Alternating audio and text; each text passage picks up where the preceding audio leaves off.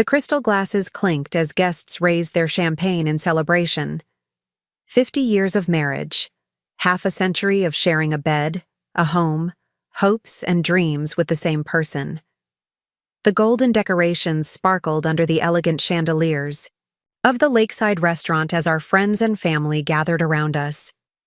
I smoothed down the silk of my carefully chosen dress, the color of aged champagne, and watched as my husband of 50 years, Walter, cleared his throat to speak.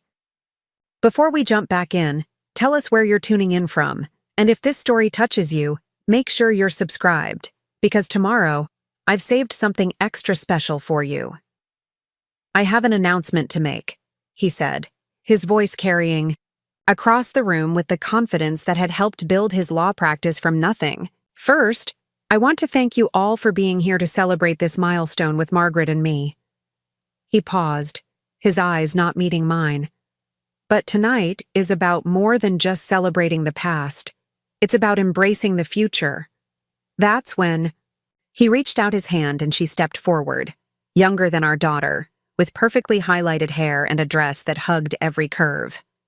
My heart stopped as Walter's voice continued, steady and unapologetic. I'd like to introduce Natalie. She's become very important to me over the past year, and I wanted you all to meet her properly. The silence in that banquet hall was deafening. I could feel 50 pairs of eyes darting between us, searching my face for the reaction, the breakdown, the scene they suddenly realized they might witness. Our children froze in horror. Our grandchildren looked confused. My sister, Patricia, gripped her husband's arm so tightly her knuckles turned white. I stood up slowly, smoothing my dress once more. "Well," I said, my voice surprisingly steady, "since we're making introductions."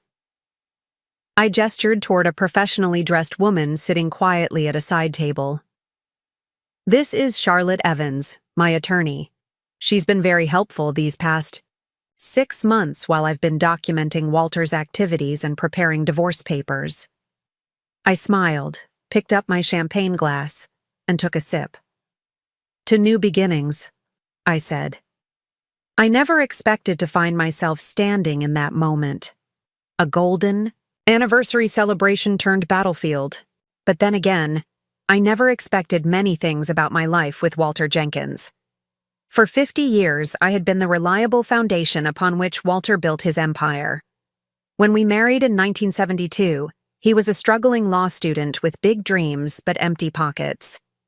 I worked double shifts as a nurse to put him through school, postponing my own education. "Just until I get established," he'd promised. "Then it will be your turn." That turn never truly came. Instead, I became the perfect attorney's wife, hosting dinner parties that secured his connections, raising our children James and Andrea when he was too busy building his practice, moving to 3 different cities as he followed better opportunities.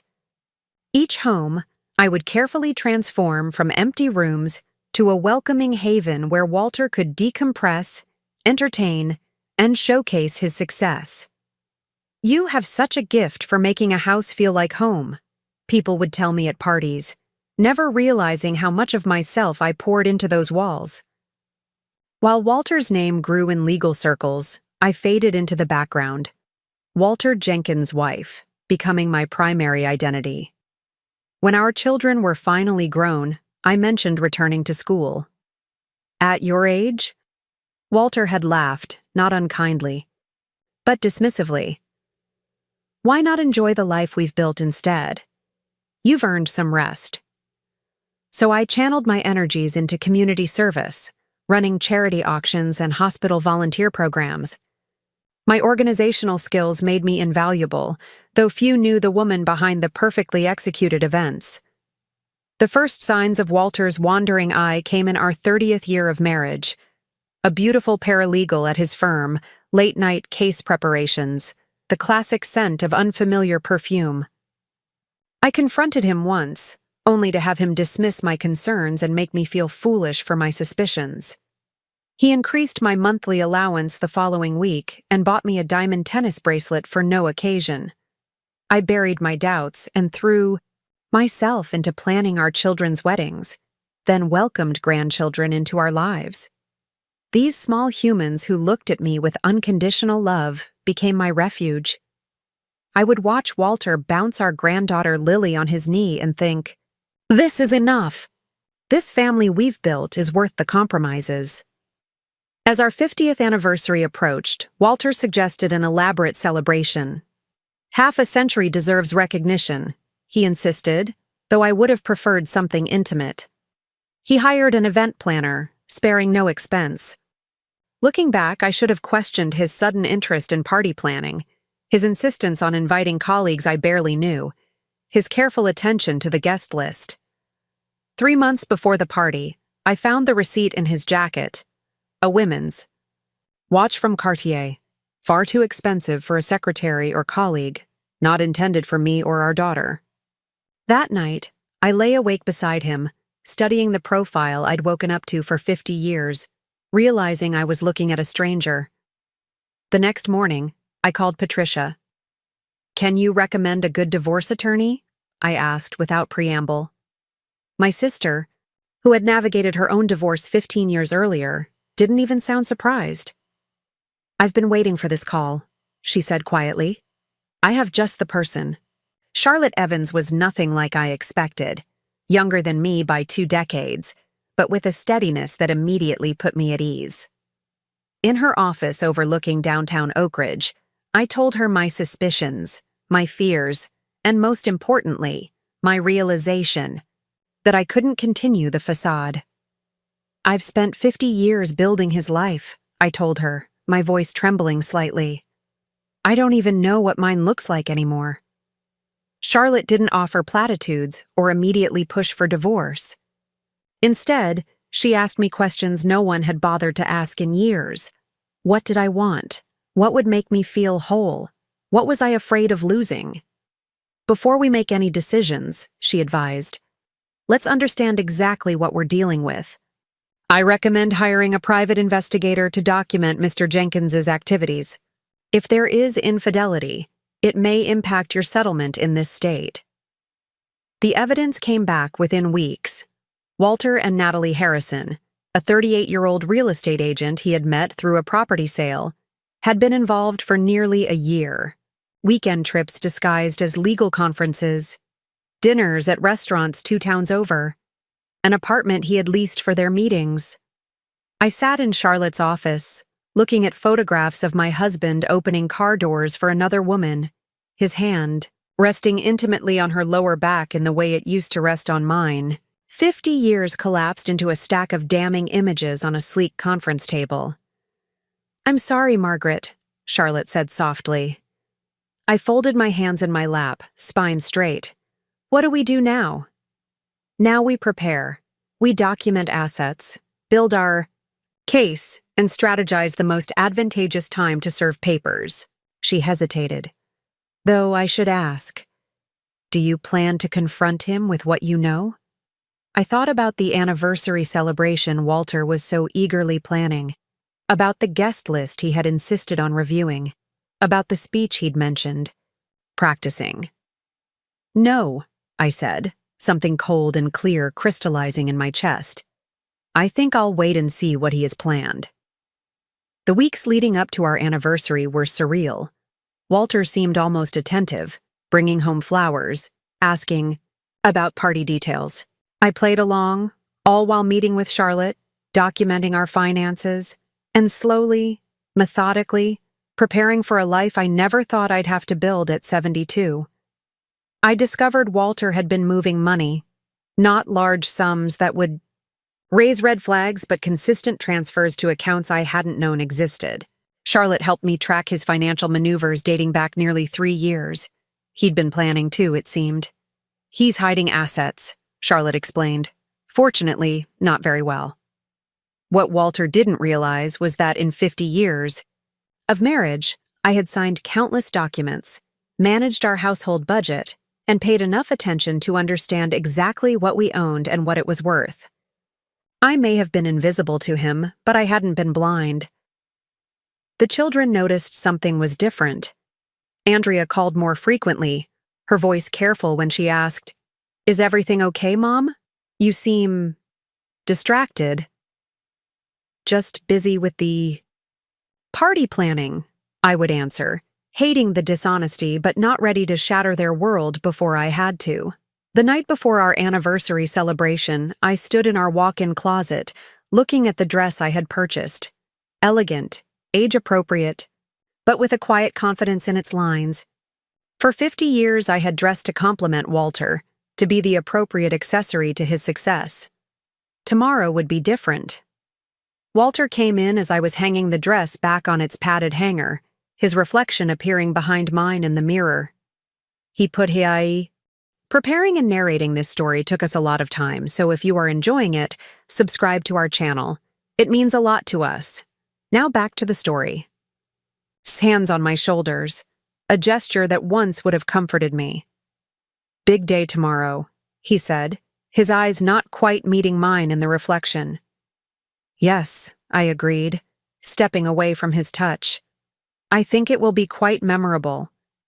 As I lay in bed that night, I thought about the young woman who had walked down the aisle 50 years ago, carrying a bouquet of daisies because we couldn't afford roses.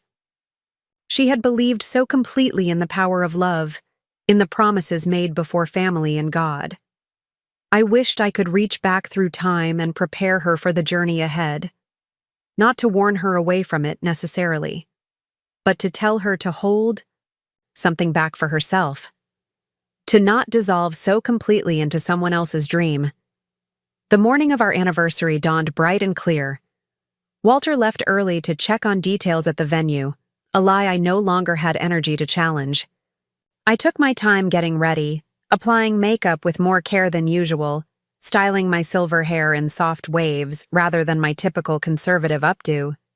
Patricia arrived to drive me to the venue, her eyes widening slightly when she saw me. You look powerful, she said, surprise evident in her voice.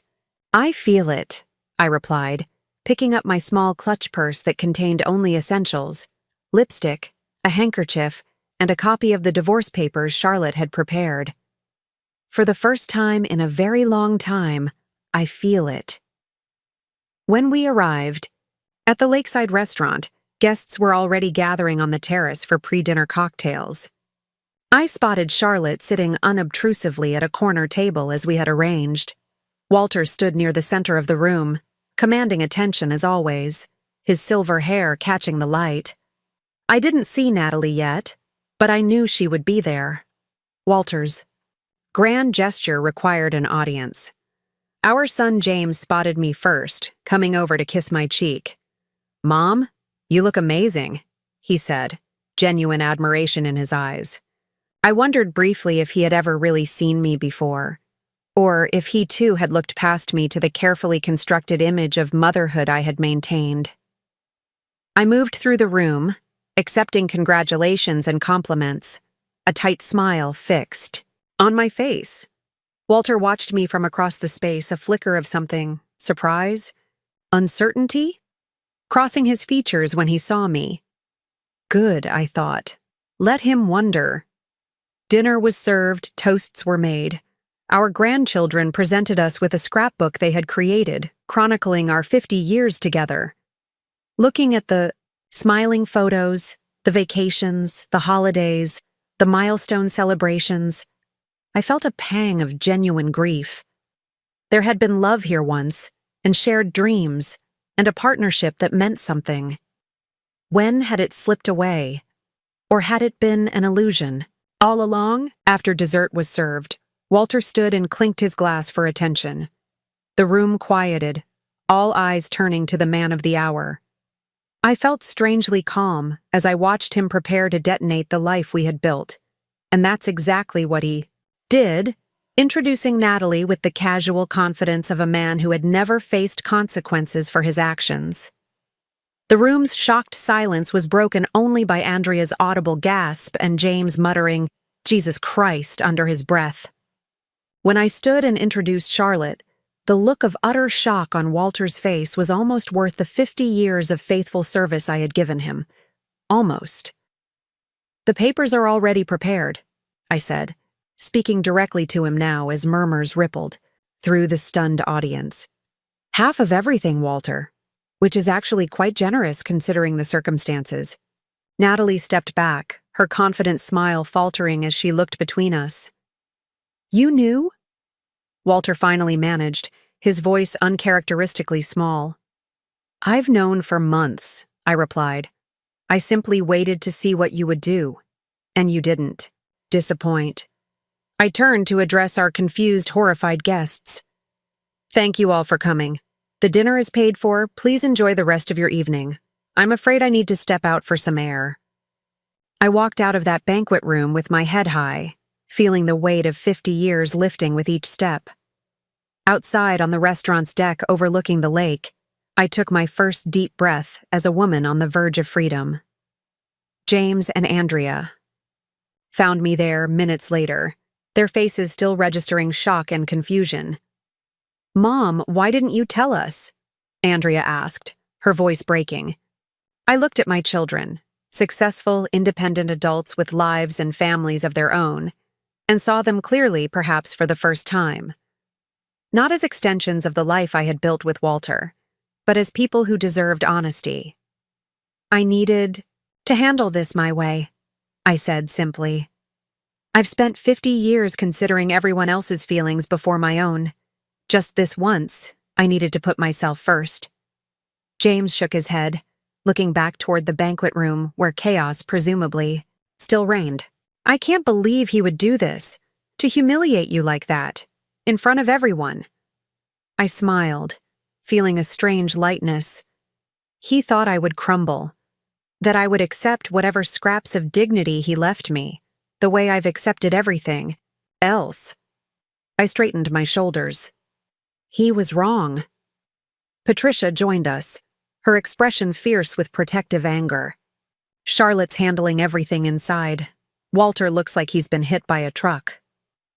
"Good," Andrea said firmly, coming to stand beside me, her hand finding mine. "What happens now, Mom?" I looked out over the lake, watching the setting sun turn the water to gold. Now? Now I find out who Margaret Jenkins is when she's not defined by being Walter's wife. I squeezed my daughter's hand. "And I'm actually looking forward to meeting her." Charlotte guided me through the heavy wooden doors of the courthouse, her confident stride a stark contrast to my hesitant steps.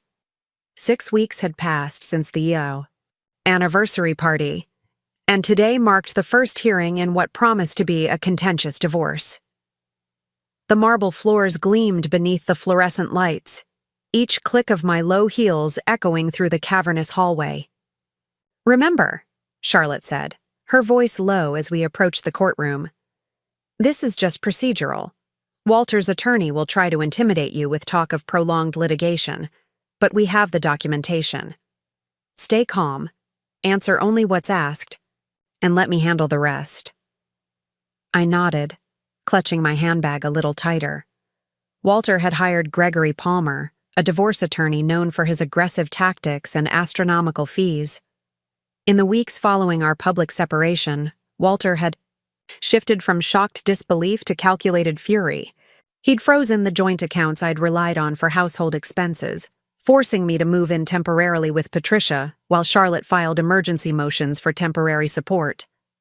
"He thinks he can starve you out," Charlotte had explained during one of our strategy sessions. "Make you desperate enough to accept less than you're entitled to." What Walter didn't know, what no one knew except Charlotte and me, was that I wasn't quite as financially vulnerable as he believed. As we rounded the corner toward courtroom C, I spotted Walter and Gregory in deep conversation. Walter wore his power suit, the charcoal gray one he reserved for his most important cases. Our eyes met briefly across the hallway. His narrowed slightly before he turned back to his attorney, dismissing me as he had so many times before. Inside the courtroom, we took our places. The proceedings moved quickly, with both attorneys presenting initial statements. Gregory painted me as a vindictive wife trying to destroy a distinguished attorney's reputation and seeking an unreasonable settlement after merely keeping his house for 50 years. Charlotte calmly countered with documented evidence of Walter's infidelity, hidden assets, and my decades of support that enabled his career. The judge, a stern-faced woman in her 60s, set dates for financial disclosure hearings and issued a temporary support order that made Walter's jaw tighten visibly. As we prepared to leave, Gregory approached Charlotte with a settlement offer whispered just loudly enough for me to hear. 20% of our marital assets and the beach cottage in Newport if I agreed to a quick, quiet resolution. Charlotte didn't even bother writing it down. "We'll see you at disclosure," she said, guiding me toward the exit. Walter caught up to us in the hallway, stepping directly into my path. "Margaret," he said, his voice carrying that familiar tone of reasoned authority he used when he thought I was being difficult. "This is unnecessary. You're turning a personal matter into a public spectacle." I met his gaze steadily. "And you turned 50 years of marriage into a punchline at our anniversary party. I guess we're both full of surprises." His eyes narrowed. "I built everything we have. Everything. You were along for the ride. Is that what helps you sleep at night?" I asked, surprised by my own calm. "Keep telling yourself that, Walter. I'm sure Natalie finds your revisionist history charming." Something ugly flashed across his face. "You won't do well on your own, Margaret. You never have. When this vindictive phase passes, you'll realize what you've thrown away." Charlotte stepped between us. "Mr. Jenkins, all communication should go through counsel. Let's go, Margaret." Outside, spring sunshine warmed my face as we descended the courthouse steps. "You did well in there," Charlotte said, checking her watch. "I have another appointment, but we can talk tomorrow about next steps." I nodded, suddenly feeling the weight of the morning. "I think I'll walk for a bit before heading home." Home was now Patricia's guest bedroom, where I'd been living since Walter changed the locks on our house. Illegally, as Charlotte had immediately pointed out, but fighting that particular battle hadn't seemed worth the energy. I wandered toward the small park across from the courthouse, finding an empty bench beneath a flowering dogwood. The petals occasionally drifted down around me, nature's gentle confetti marking a passage I hadn't chosen but was determined to navigate with dignity. My phone buzzed with a text from Andrea. "How did it go? Want me to come over later?" I typed back a brief reassurance, touched by my daughter's concern. Both James and Andrea had been stunned by their father's revelation, but after the initial shock, they'd rallied around me with surprising ferocity. Walter had attempted to paint me as unstable, vindictive, even financially irresponsible, narratives they flatly rejected based on a lifetime of watching me manage our home with careful precision.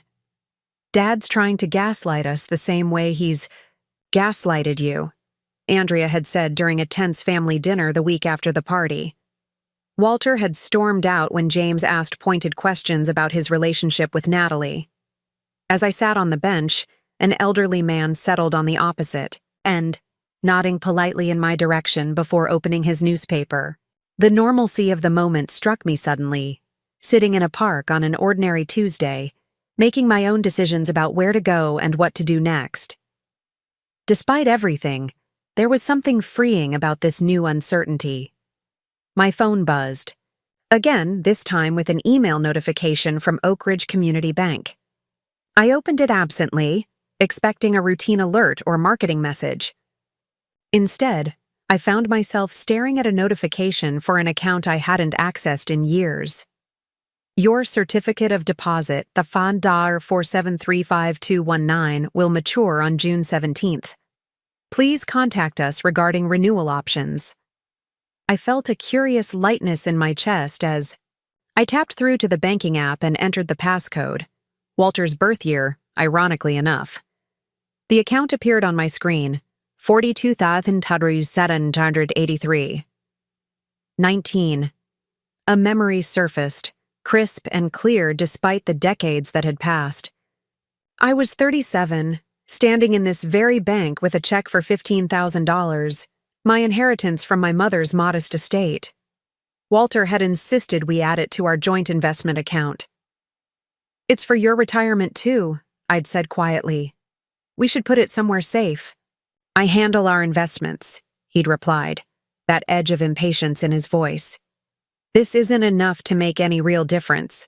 I'll add it to the Morgan Property Fund. But I hadn't. For once, I'd held firm, opening a separate account and depositing the check myself. Walter had been furious when he found out, accusing me of not trusting his financial acumen.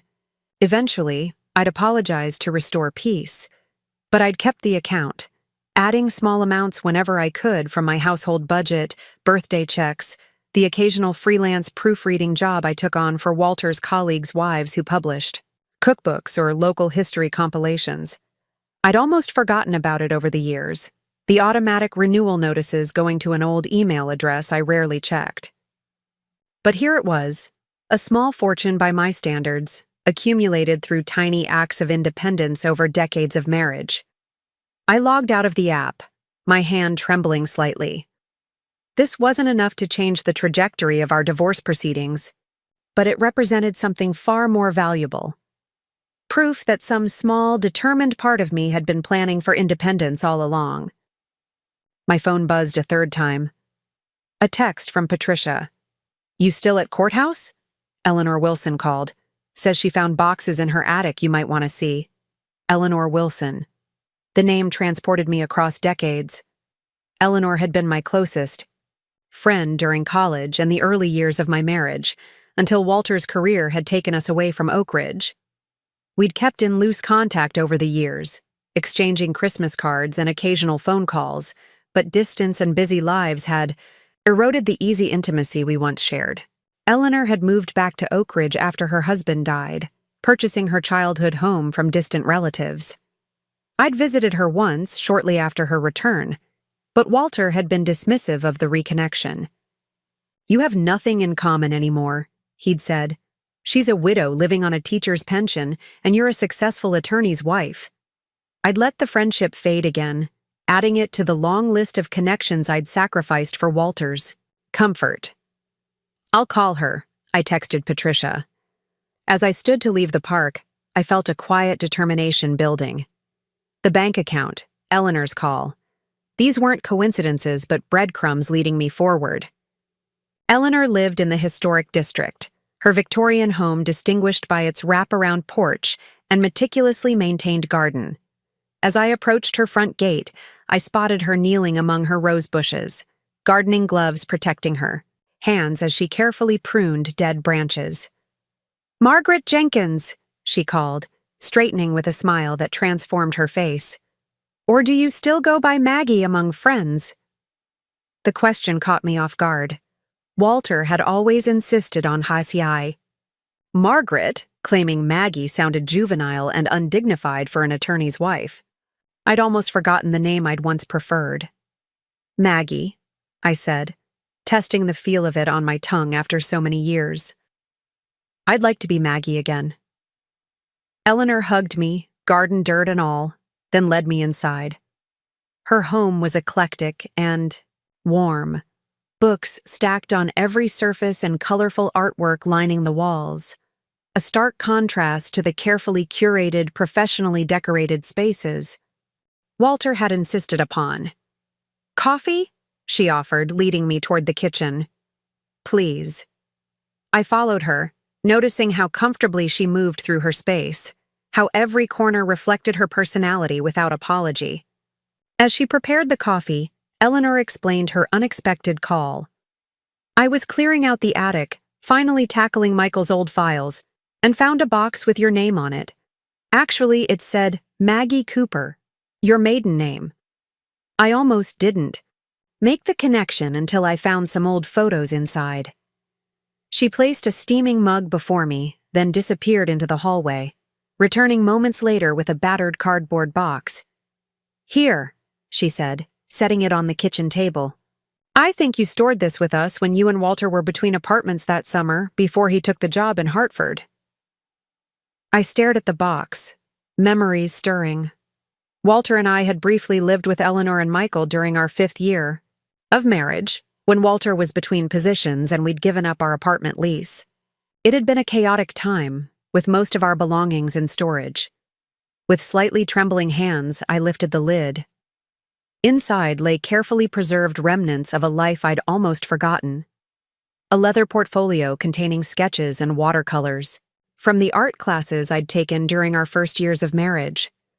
A half-finished manuscript, my attempt at a children's book I'd abandoned when Walter dismissed it as a hobby, not a career. Notebooks filled with story ideas, character sketches, and poems. A folder of rejection letters from publishers, each one addressed to Ms. Margaret Cooper, rather than Mrs. Walter Jenkins. "You were so talented," Eleanor said softly, sitting across from me.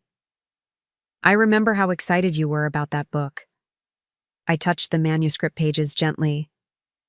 "Walter thought it was a waste of time." Eleanor's expression hardened slightly. Walter thought anything that wasn't directly benefiting him was a waste of time. She reached across the table, covering my hand with hers.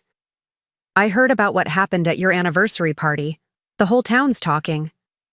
I winced. I imagined they might be. "You know what they're saying?" Eleanor leaned forward. "They're saying, 'Good for Maggie, about time.'" Tears pricked at my eyes. "I'm starting over at 72, Eleanor. I'm terrified." "Starting over is just continuing. With better information," she replied, squeezing my hand. "And you're not alone." We spent the afternoon poring through the box, each item a thread connecting me to the woman I'd been before I'd sacrificed my aspirations on the altar of Walter's ambition. Eleanor made sandwiches, and we talked for hours, bridging the decades of distance with surprising ease. As the afternoon shadows lengthened, Eleanor mentioned a writing group she belonged to, local authors who met weekly at the library. "You should join us," she said. "Dust off that manuscript." The suggestion was both thrilling and terrifying. I wouldn't know where to begin after all these years. "You begin by showing up," Eleanor said simply. "The words will follow." I left Eleanor's house with the box of forgotten treasures and a lightness I hadn't felt in years. Driving back to Patricia's, I took a detour past the house Walter and I had shared for the last 20 years. A sprawling colonial on Oak Ridge's most prestigious street. Walter's car wasn't in the driveway, but another vehicle was parked there. A sleek red convertible I recognized as Natalie's. She had moved in then. The knowledge should have hurt more than it did.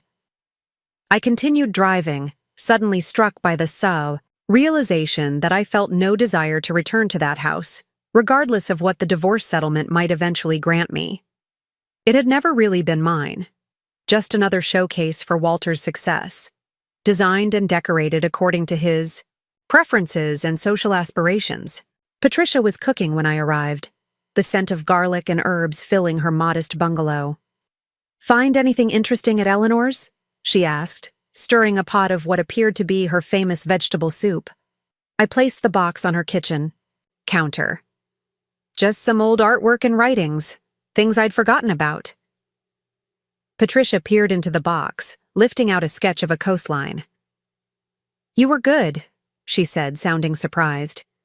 "I never knew you kept up with your art after college." "I didn't," I replied. "Not really. Walter thought it was impractical." Patricia's expression darkened. She'd never particularly liked Walter, though she'd kept her opinions mostly to herself over the decades of our marriage. "Well, Walter's opinions matter significantly less now, don't they?" She handed me a glass of wine. "Charlotte called while you were out. She wants you to come by her office tomorrow morning. Says she found something interesting in Walter's financial disclosures." I sipped the wine, curiosity piqued. "Did she say what?" "No, but she sounded pleased."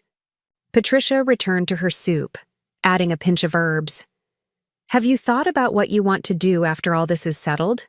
Where you want to live?" The question caught me off guard. I'd been so focused on surviving the present crisis that I'd given little thought to what came next. "Not really," I admitted. "Right now, I'm just trying to get through each day." "You could travel," Patricia suggested. You always wanted to see Europe, and Walter always had an excuse why you couldn't. Going, it was true.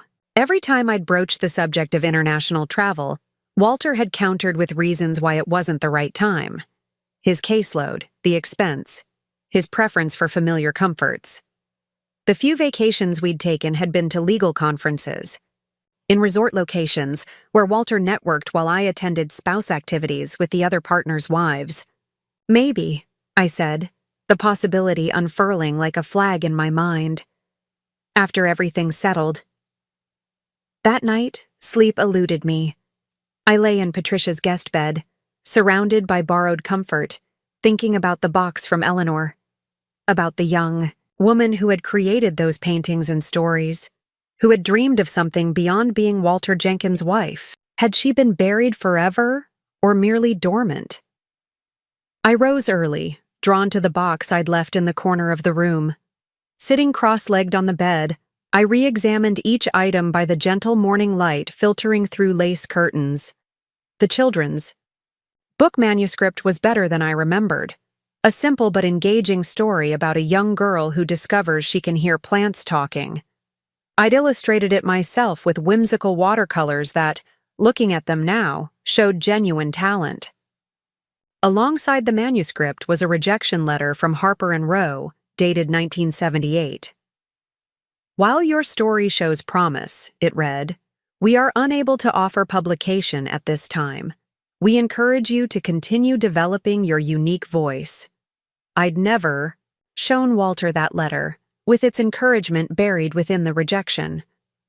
I'd simply put the manuscript away after he'd made his opinion clear. Children's books are a dime a dozen, Margaret. You'd be competing with professional writers and artists. Be realistic. How different might my life have been if I'd persisted? If I'd believed in my voice more than I believed in Walter's dismissal of it. I carefully repacked the box and dressed for my meeting with Charlotte.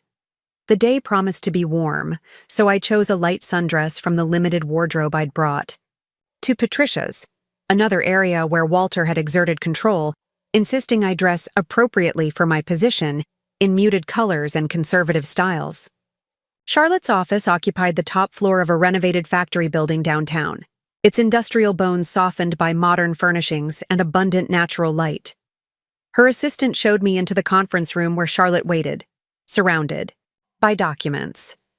Good morning, she said, standing to greet me. Thank you for coming in so promptly. I found something interesting in Walter's financial disclosures. She gestured to the chair beside her, angling her laptop screen so I could see it. Walter owns a property I don't think you know about, a beach house in Westerly, purchased 3 years ago through a limited liability company called Jenkins Coastal Holdings. I frowned. We have the cottage in Newport, but I don't know anything about a place in Westerly. Charlotte nodded. That's because he never put it in your joint names. He bought it outright for $425,000. She turned the laptop to show me photographs of a modern glass and cedar structure perched on dunes overlooking the Atlantic. It's quite impressive, and completely absent from any of the asset discussions he's had with you over the past 3 years. I stared at the images, a cold realization settling in my stomach. The trips to check on rental properties, I murmured. He said he was considering real estate investments. He was, Charlotte said grimly, just not ones he intended to share with you. She clicked through additional documents. The purchase coincides with the beginning of his relationship with Natalie based on the evidence we've gathered. A love nest, then. Bought with marital funds but hidden from me, intended as a private retreat for Walter and his much younger girlfriend. Is this good for our case? I asked, struggling to process this new betrayal. Charlotte smiled, a sharp expression that reminded me why she'd earned her reputation as one of the state's most formidable divorce attorneys. It's excellent for our case. Hiding assets is a serious offense in divorce proceedings. The judge can impose sanctions, and in some cases, award the wronged spouse a larger percentage of the marital estate as a consequence. She closed her laptop. But there's more. In reviewing Walter's recent financial activities, I found something else. She slid a folder across the table. These are statements from an account at First Providence Bank, opened 28 years. Go. The initial deposit was $175,000, your inheritance from your father's estate. I took the folder with trembling hands. I remembered that inheritance, the family farm in western Massachusetts, sold after my father's death. Walter had insisted we invested in his firm's expansion. The account balance as of last month was just over $2 million, Charlotte continued. Walter has been managing this money all these years, using it for various investments, but it's still traceable to your inheritance, which under state law remains separate property if not commingled with marital assets. I stared at her, struggling to comprehend. Are you saying? I'm saying that regardless of what happens with the division of your marital property, this money is legally yours. It should have been disclosed to you years ago, but Walter kept it separate. Ironically, that works in your favor now. The room seemed to tilt slightly. Over $1 million. My money. Money Walter had deliberately hidden from me. Perhaps intending to exclude it from our divorce settlement entirely. There's a certain poetic justice here, Charlotte said, her expression softening. He tried to hide your money from you, but in doing so, he's guaranteed you'll get all of it instead of just half. I closed the folder, a strange calm settling over me. What happens now? Now we adjust our strategy. We file motions regarding the hidden property and the undisclosed account. We use these discoveries to strengthen our position for the settlement conference next month. Charlotte leaned forward. Margaret, this changes everything. You're not just fighting for what you're entitled to from 50 years of marriage. You're fighting for what was already yours that he tried to keep from you. As I left Charlotte's office, spring sunshine warmed my face. I walked without any particular destination, my mind churning with revelations. Walter had hidden not just his infidelity but significant assets that would now ensure my financial independence regardless of how contentious the divorce became. I found myself approaching the public library, its brick facade and grand. Steps familiar from the days when I'd bring James and Andrea for story time as children. Without consciously deciding to, I climbed those steps and entered the cool, book-scented interior. The information desk was staffed by a young woman with vibrant blue hair who smiled warmly as I approached. Can I help you find something? I'm looking for information about the writing group that meets here, I said, surprising myself. Eleanor Wilson mentioned it. Oh, the Oak Ridge Writers' Circle. They meet Thursday evenings in the community room. She handed me a flyer. They're always welcoming new members. Are you a writer? The question hung in the air between us. Was I? Had I ever been, truly? Or had I simply been a woman with dreams I'd set aside? Yes, I said, the word feeling strange and wonderful on my tongue. Yes, I am. The clock struck 7 as I arrived at the library's community room, clutching my manuscript pages with fingers that trembled slightly. Through the glass door, I could see a circle of 8 people already seated, some with laptops open, others with notebooks and pens. I hesitated, suddenly questioning my decision to come. What did I have to offer this group of writers? My story had been rejected decades ago, my creative muscles atrophied from disuse. As I stood frozen in indecision, the door swung open and Eleanor appeared, her face lighting up at the sight of me. You came. I was hoping you would. She tugged me gently into the room, addressing the group. Everyone, this is my dear friend Maggie. She's joining us tonight. 7 curious faces turned toward me with varying expressions of welcome. Eleanor guided me to an empty chair and made quick introductions.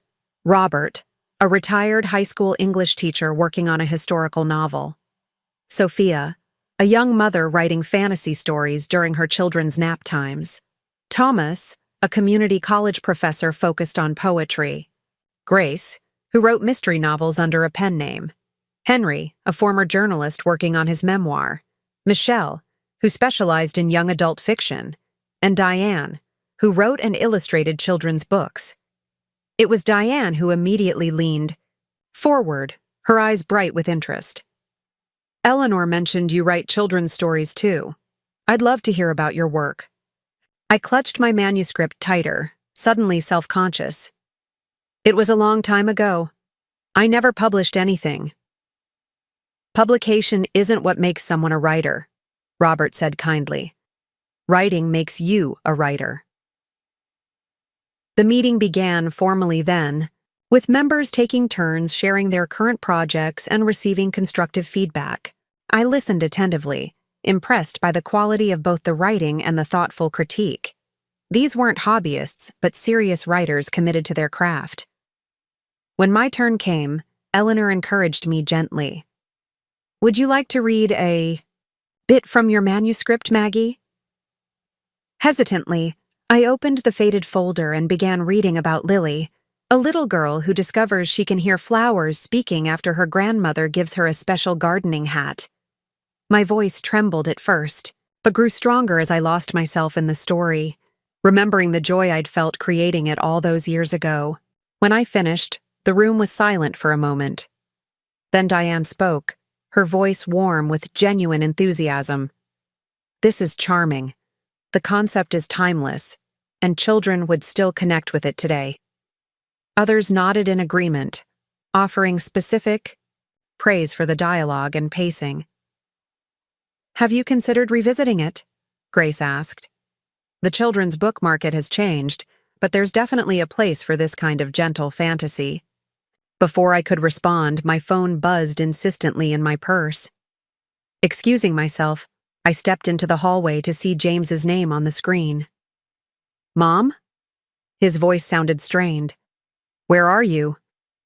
At the library. Is everything all right? Dad just called me, ranting about you hiring a private investigator to spy on him and trying to steal his retirement accounts. James sighed heavily. He's been drinking, I think. He wanted me to talk some sense into you. I pressed my fingers against my temple, feeling a headache forming. Your father is upset because Charlotte found some financial irregularities. They're relevant to the divorce proceedings, that's all. He's saying you've turned vindictive, that you're trying to ruin him professionally. James paused. I know it's not true, Mom. I just thought you should know what he's telling people. After reassuring James and ending the call, I leaned against the wall, eyes closed. Of course Walter would try to control the narrative, to paint himself as the victim rather than the architect of our situation. It was a tactic he'd employed countless times in his legal practice, reshaping the story to benefit his client regardless of facts. When I returned to the writing group, Eleanor immediately sensed my distress. Everything okay? She whispered as the discussion continued around us. I nodded, unwilling to bring my personal troubles into this creative sanctuary. For the remainder of the meeting, I forced myself to focus on the others' stories, offering occasional comments when I felt I had something worthwhile to contribute. As the meeting dispersed, Diane approached me with her contact information written on a library note card. I meant what I said about your story. If you're interested in updating it, I'd be happy to give you some insights about the current market. I have a friend who's an editor at Little Harbor Press. I took the card, touched by her generosity. Thank you. I'll think about it. Outside, the evening air had turned cool, stars appearing in the darkening sky. Eleanor linked her arm through mine as we walked toward the parking lot. So, what did you think? They're all so talented, I said, and serious about their writing. So were you once, she replied pointedly. You could be again. I didn't answer immediately, my mind still tangled in James's call and Walter's accusations. Walter's telling the children I've turned vindictive, I finally said, that I'm trying to ruin him. Eleanor snorted derisively. Walter would say the sun rises in the west if it served his purposes. She squeezed my arm. Don't let him drag you back into his reality, Maggie. You've just started finding your own. I drove back to Patricia's house slowly, processing the evening. The warmth of the writing group juxtaposed against the cold. Reminder that Walter was mobilizing against me, not just legally but socially. As I turned onto Patricia's street, I noticed an unfamiliar car parked in her driveway, a sleek black Mercedes with tinted windows. Patricia met me at the door, her expression tight with controlled anger. "You have a visitor," she said quietly. I told her she should have called first, but she insisted on waiting. I stepped into the living room to find Natalie perched uncomfortably on Patricia's floral sofa, looking out of place in her expensive designer outfit. She stood when she saw me, smoothing her skirt with manicured hands. "Mrs. Jenkins," she began, then stopped, seeming to recalibrate. "Margaret, I was hoping we could talk." Patricia hovered protectively nearby. "I'll be in the kitchen if you need me," she said pointedly, giving Natalie a look that could have frozen water before retreating. I sat in the armchair opposite Natalie, acutely aware of my library casual attire compared to her polished appearance. "This is unexpected," I said simply. Natalie sat back down, crossing her legs carefully. "I wanted to speak with you directly, without Walter or the lawyers involved." She hesitated, her confidence seemingly less solid than it had appeared at first glance. "I never intended for things to happen the way they did at your anniversary party. That was Walter's idea, and I realize now it was cruel."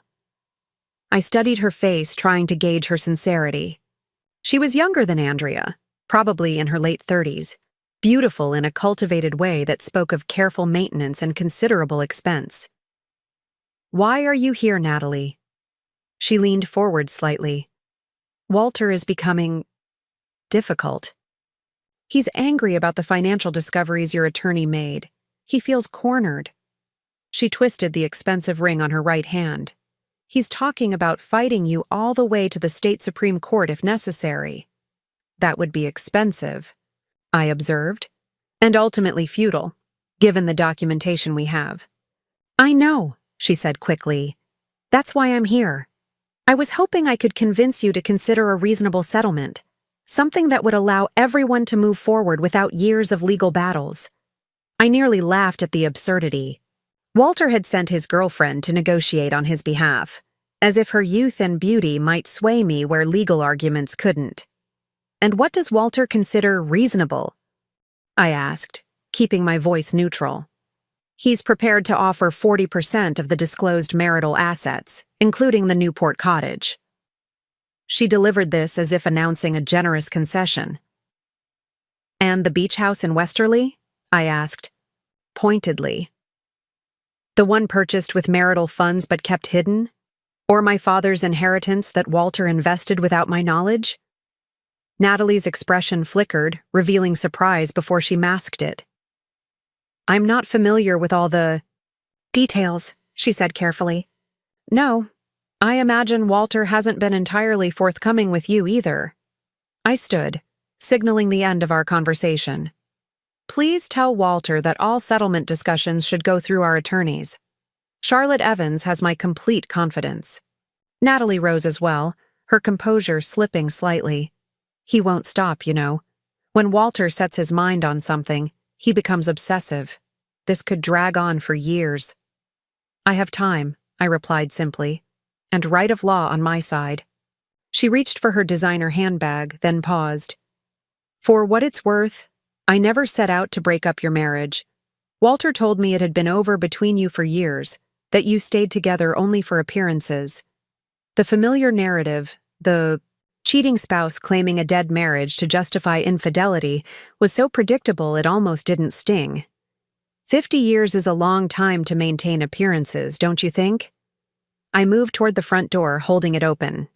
"Good night, Natalie." After she left, Patricia emerged from the kitchen, 2 glasses of wine in hand. "Well, that took nerve," she said, handing me one. "Walter sending his mistress to do his dirty work." I sank onto the sofa, suddenly exhausted. He's getting desperate. Charlotte has uncovered too much for him to maintain the fiction that he's been honest about our finances. Patricia sat beside me. "What will you do?" I sipped the wine, considering. Exactly what I've been doing. Moving forward one day at a time, letting Charlotte handle the legal aspects. I thought about the writing group, about Diane's encouragement regarding my children's story, and perhaps rediscovering parts of myself I set aside long ago. 2 days later, I received a call from Charlotte. Walter's attorney has requested an urgent meeting, she said without preamble. Apparently, they have a good faith settlement offer they want to present in person. After sending Natalie to try to negotiate directly, I couldn't keep the skepticism from my voice.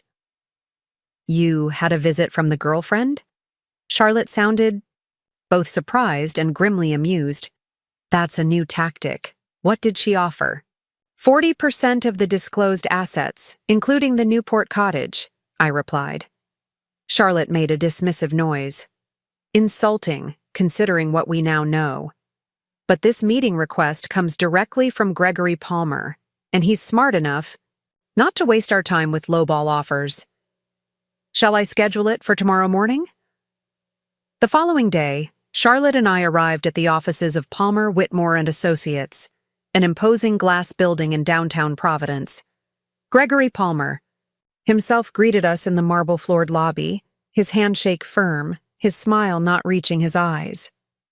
Thank you for agreeing to meet on such short notice, he said, leading us to a conference room where Walter already waited, impeccably dressed in one of his court suits, his expression carefully neutral. Once we were seated, Gregory began with practiced smoothness. We appreciate your willingness to discuss settlement options outside of formal court proceedings. My client is eager to resolve this matter efficiently and equitably. Charlotte's expression remained professional but skeptical. We're always open to reasonable solutions, provided they acknowledge all marital assets, including those recently discovered. Gregory smiled thinly. Indeed. After reviewing the, additional information your office provided, we've prepared a comprehensive settlement proposal. He slid folders across the table to both of us. You'll find it addresses the concerns you've raised regarding previously undisclosed assets. I opened the folder to find a detailed financial breakdown. Walter was now offering 60% of the total marital estate, including both the Newport cottage and the Westerly Beach house, along with full return of my father's inheritance, and its accumulated growth. In exchange, he would retain ownership of his law practice and the primary residence. Charlotte reviewed the documents with practiced efficiency, occasionally making notes in the margins. This is certainly closer to a reasonable starting point, she said finally. Though there are several areas that require adjustment, particularly regarding retirement accounts and future income from the firm's ongoing cases. Walter spoke for the first time, his voice carrying that carefully modulated authority he used when addressing juries. I believe this offer demonstrates my sincere desire to conclude this unfortunate situation fairly, Margaret. Neither of us benefits from prolonged litigation. I met his gaze steadily, remembering Natalie's warning about his determination to fight. Something had changed his mind, or forced his hand. What prompted this sudden interest in settlement, Walter? Last I heard, you were considering appeals to the state Supreme Court. A muscle in his jaw twitched, the only crack in his composed facade. Gregory answered smoothly in his place. My client recognizes the wisdom of focusing on the future rather than prolonging matters that serve neither party's interests. Charlotte closed her folder. We'll need time to review this proposal thoroughly. I suggest we schedule a follow-up meeting next week after my client has had the opportunity to consider all aspects. As we prepared to leave, Walter stood. Margaret, may I have a word in private? Charlotte gave me a questioning look. I nodded. Slightly. I could handle Walter. She and Gregory stepped into the hallway, leaving Walter and me alone in the conference room. You've made your point, Walter said once the door closed, his voice lower, less controlled. You've shown everyone you won't be dismissed or overlooked. I respect that. I regarded him silently, waiting for him to continue. This offer is more than fair, he pressed. You could live very comfortably for the rest of your life. Travel, pursue whatever interests you've developed suddenly. His tone carried a hint of condescension, as if my interests could only be recent and superficial. Why the change of heart, Walter? I asked directly. You sent Natalie to offer me 40% 2 days ago. Now you're proposing 60+. The beach house. What's different? His expression tightened. Several of my partners are concerned about the firm's reputation if details of our financial arrangements become public record through prolonged divorce proceedings. They've encouraged me to resolve this quickly. Not a change of heart, but external pressure. Walter's partners were worried about how his hidden assets and financial maneuvers might reflect on their practice if fully exposed in court. They were protecting themselves, and by extension, forcing Walter to offer me a more reasonable settlement. I'll review the proposal with Charlotte, I said neutrally. As she mentioned, there are still areas that need adjustment. Walter's composure slipped further, frustration breaking through. What more do you want, Margaret? You've already affected my standing with the firm, damaged my reputation in the community. I didn't do those things, Walter, I interrupted quietly. You did. When you decided to lie about our finances. When you chose to humiliate me publicly at our anniversary party. Every consequence you're facing is the direct result of your own actions. He stared at me as if seeing someone unfamiliar. Perhaps he was. The Margaret he knew, the accommodating wife who prioritized his needs and reputation above all else, had ceased to exist the moment he introduced Natalie to our friends and family. We built a life together, he said finally, his voice strained. 50 years, Margaret. Does that count for nothing now? The question struck deeper than I expected, touching a tender place where grief for what we'd lost still lingered. It counted for everything to me, Walter. That's why I stayed faithful. Why I supported your career at the expense of my own aspirations. Why I created a home where you could thrive. I gathered my purse, preparing to leave. You're the one who decided it counted for nothing when you replaced me without so much as a private conversation first. In the hallway, Charlotte waited, while Gregory had stepped away to take a call. Everything all right? She asked, noting my expression. Fine, I assured her. Walter's partners are pressuring him to settle quickly. They're worried about their firm's reputation if all the financial details become public record. Charlotte's lips curved in a satisfied smile. Excellent. That gives us additional leverage for the remaining negotiation points. On the drive back to Oak Ridge, Charlotte outlined the strengths and weaknesses of Walter's offer, identifying areas where we could reasonably push for more. I listened with half my attention, the other half still caught in that conference room, in Walter's question about our 50 years together. Did those years count for nothing? Of course they didn't. They had shaped me, given me my children, provided a framework for my entire adult life. But they weren't a blank check Walter could use to justify his betrayal, nor were they a chain binding me to patterns of accommodation that no longer served me. The next day, I joined Eleanor for lunch at a small cafe overlooking the harbor. The spring warmth had brought sailboats out, their white sails bright against the blue water. Eleanor listened attentively as I described Walter's settlement offer and our brief private conversation afterward.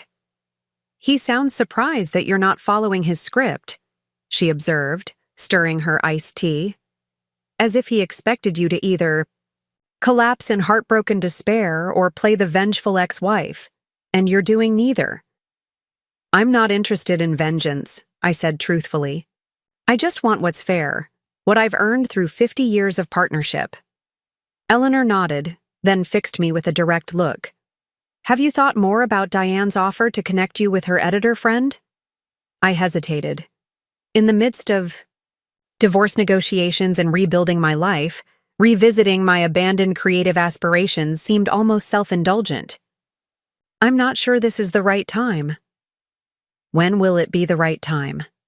Eleanor challenged gently. You've already waited decades, Maggie. How much longer will you postpone your own dreams?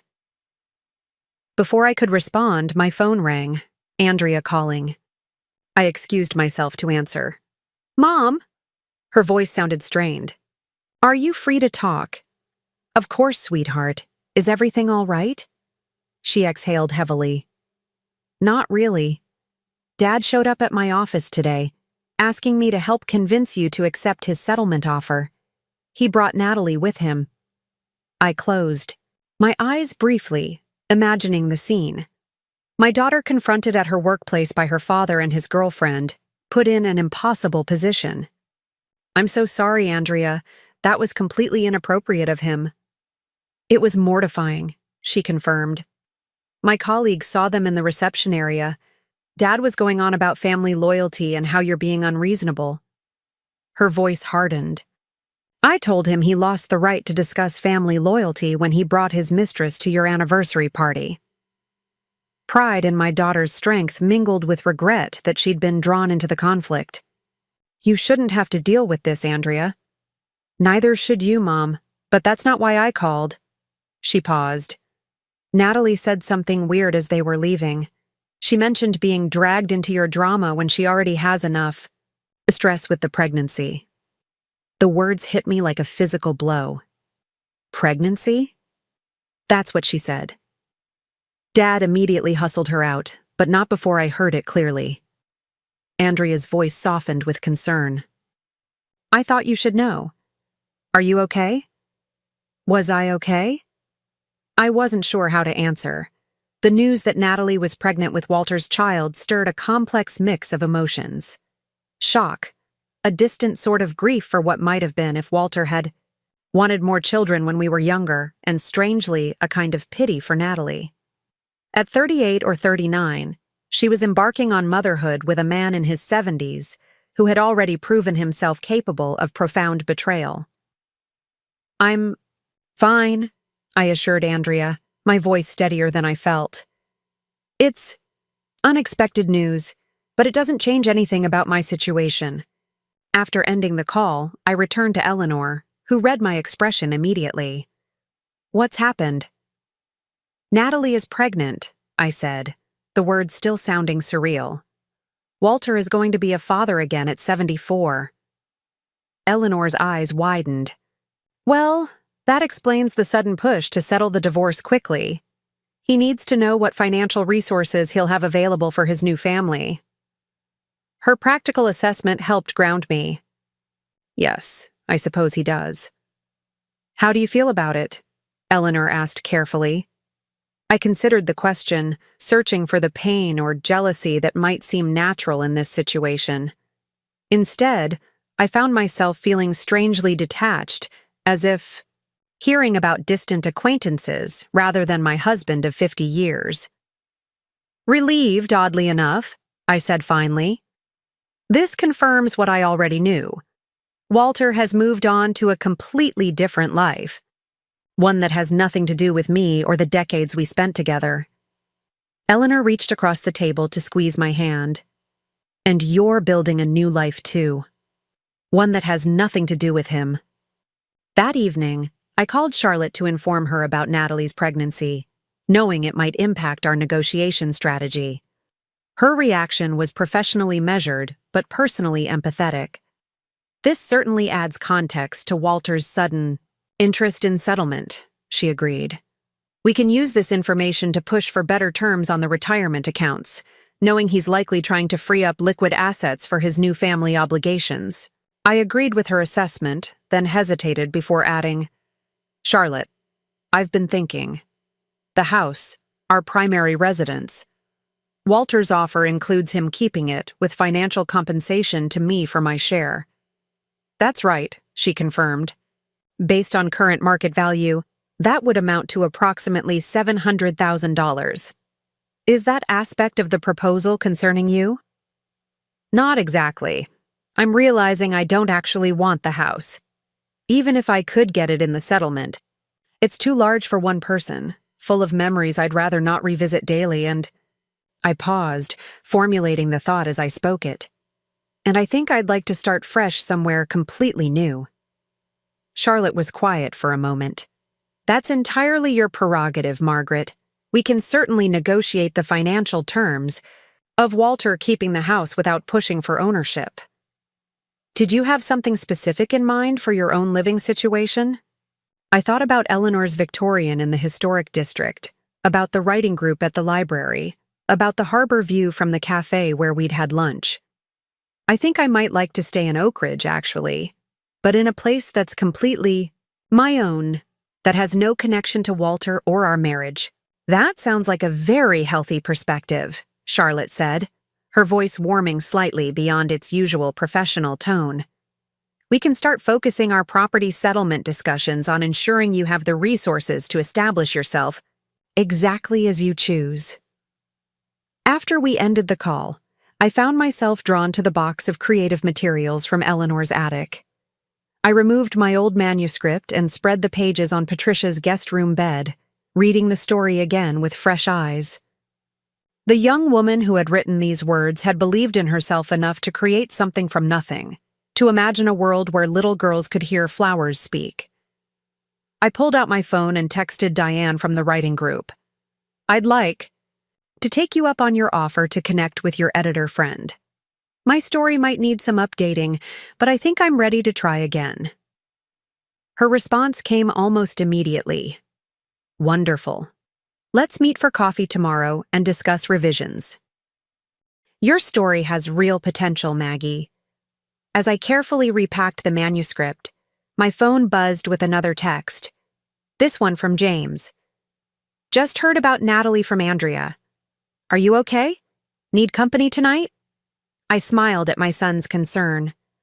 I'm fine. Having a quiet evening working on an old writing project. Would love to see you this weekend, though. Writing project? He responded, adding a curious emoji. A children's book I started many years ago. I'm thinking of trying to publish it. 3 dots appeared as he typed, then, Mom, that's amazing. I had no idea you wrote. Can't wait to hear more about it.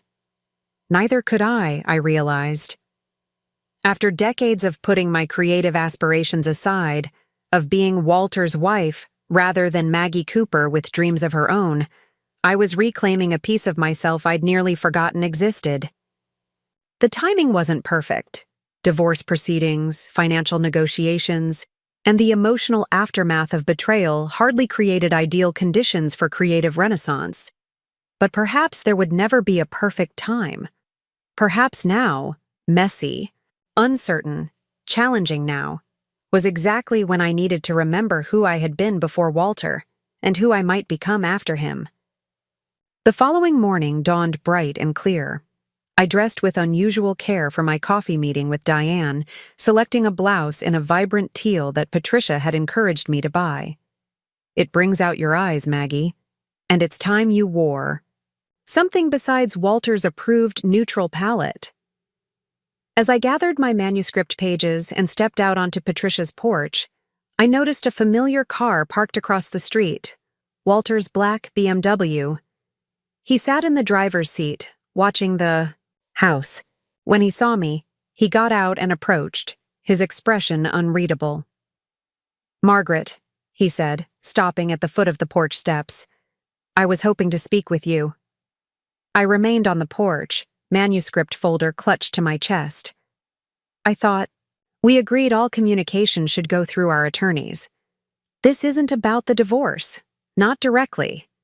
He glanced at the folder I held but didn't comment on it. Andrea told you about Natalie's pregnancy? I nodded, not trusting myself. To speak. Standing on Patricia's porch in my bright teal blouse, holding the creative work I planned to resurrect, I felt painfully aware of how much had changed between us. Walter ran a hand through his silver hair, a gesture of frustration I recognized, from countless disagreements over the years. I wanted you to hear it from me, not secondhand. I owed you that much. He looked genuinely distressed, though whether from guilt or simply the awkwardness of the situation, I couldn't tell. "Is that all?" I asked when he didn't continue. He looked up at me, his expression shifting to something closer to bewilderment. "You're different," he said finally. "Since the party, since all this began, you've changed." "Not changed, I," corrected quietly. "Remembered. I'm remembering the woman I was before I devoted my entire identity to being your wife." He flinched slightly, his gaze dropping to the manuscript folder again. "What's that?" "A children's book I wrote 30 years ago. I'm revising it." I met his gaze steadily.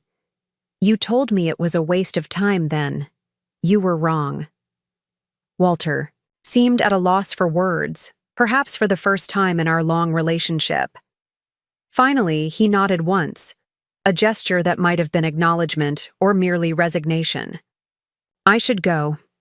Charlotte and Gregory are meeting this afternoon about the settlement adjustments." "Yes, they are."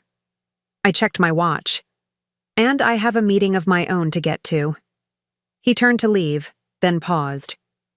"For what it's worth, Margaret, I did love you. In my way." "I know," I said softly. "It just wasn't the way I needed to be loved." As his car pulled away, I descended the porch steps, feeling oddly lightened by the encounter. Walter had seen me, really seen me perhaps for the first time in decades, not as an extension of himself or a supportive element of his life, but as a separate person with valid dreams and capabilities of my own. Whether he understood what he saw was another matter entirely, but his recognition or lack thereof no longer defined my worth. That chapter of my life was closing, and a new one written entirely in my own voice, was finally beginning. The realtor handed me the keys with a warm smile, the small brass pieces cool against my palm. "Congratulations, Maggie. The house is officially yours." I stood in the empty living room of my new home, sunlight streaming through large windows that overlooked a modest garden. The cottage was nothing like the sprawling colonial Walter and I had shared. This was a compact 2-bedroom arts and crafts bungalow in Oak Ridge's historic district, just 3 blocks from Eleanor's Victorian and a short walk to the library. Built in the 1920s, it featured original woodwork, a Riverstone fireplace, and a kitchen that would need updating eventually, but felt immediately like mine in a way no space had for decades. "I can't believe how quickly everything came together," I said, turning to Charlotte, who had accompanied me to the closing. "A month ago, I was still living in Patricia's guest room."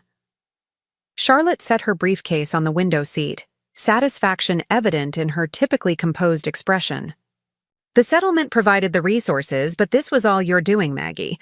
You found this place, envisioned its potential, and moved decisively to secure it." The settlement. After Natalie's pregnancy became known, Walter had become surprisingly amenable to Charlotte's additional terms, accepting an adjusted division that granted me a larger portion of our investment portfolio and retirement funds. The divorce had been finalized 2 weeks ago, the legal process concluding with remarkably little drama, given how it had begun. I moved toward the kitchen, running my hand along the countertop. "I'm having new appliances delivered tomorrow, and Patricia is helping me shop for furniture this weekend. I should be fully moved in by next week." Charlotte nodded, checking her watch. "I have a court appearance at 2, but I wanted to see you get your keys."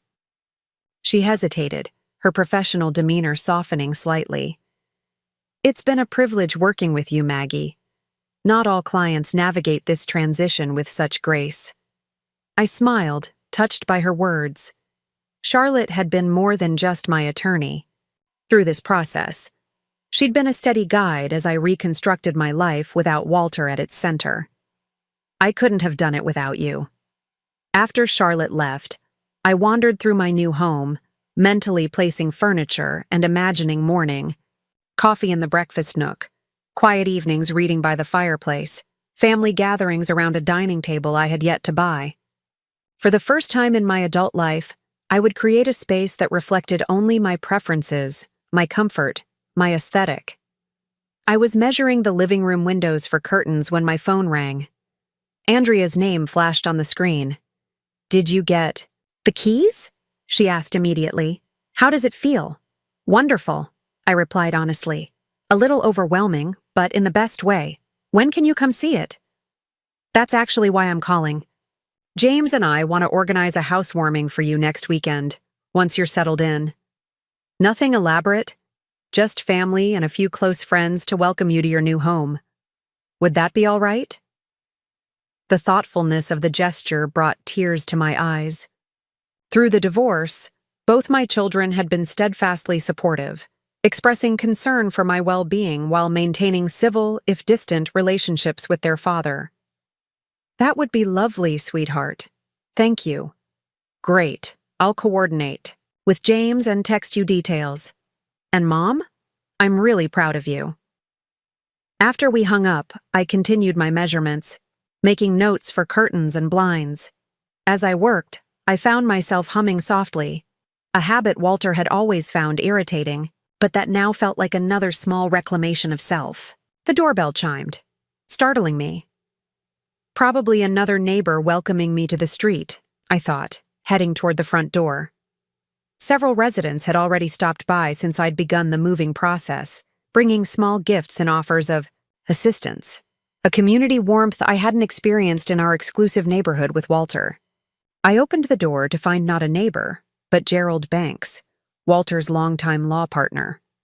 He stood on my new porch looking distinctly uncomfortable, his tall frame stiff in an expensive suit.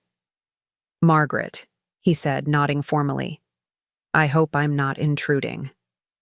Surprise kept me momentarily silent. I'd known Gerald for over 30 years, but had never exchanged more than polite pleasantries with him at firm functions. Walter had always managed my social interactions with his colleagues, determining which partners' wives were suitable company for me. "Gerald," I finally managed, "this is unexpected. Please come in." I gestured to the empty living room. "I'm afraid I don't have anywhere to offer you to sit yet." He entered hesitantly, looking around the modest space. "Nice place. Very. Cozy." I waited, sensing he hadn't come to discuss my decorating choices. "What can I do for you, Gerald?" He cleared his throat, clearly uncomfortable. "I wanted to speak with you directly, Margaret, about Walter." He paused, seemed to consider his words carefully. "There's been some concerning behavior recently. I thought you should know." A familiar tension crept up my spine, the automatic response to Walter's problems that I'd cultivated over 50 years. I consciously relaxed my shoulders, reminding myself that Walter's issues were no longer mine to solve. "What kind of behavior?" Gerald shifted his weight, his discomfort palpable. "He's been erratic at work, missing client meetings, submitting briefs late, showing up unprepared for court appearances. Last week, Judge Harmon threatened to hold him in contempt." He sighed heavily. "The partners are concerned. Walter's always been the backbone of our litigation department, but now—" "I'm sorry to hear that," I said carefully. "But I'm not sure why you're bringing this to me. Walter and I are divorced. His professional challenges are between him and the firm." Gerald met my gaze directly. "He's drinking, Margaret, not just socially, but during the day. We found empty bottles in his office desk. 2 clients have complained about smelling alcohol on his breath during morning consultations." The revelation struck me harder than I would have expected. Walter had always been disciplined about his drinking.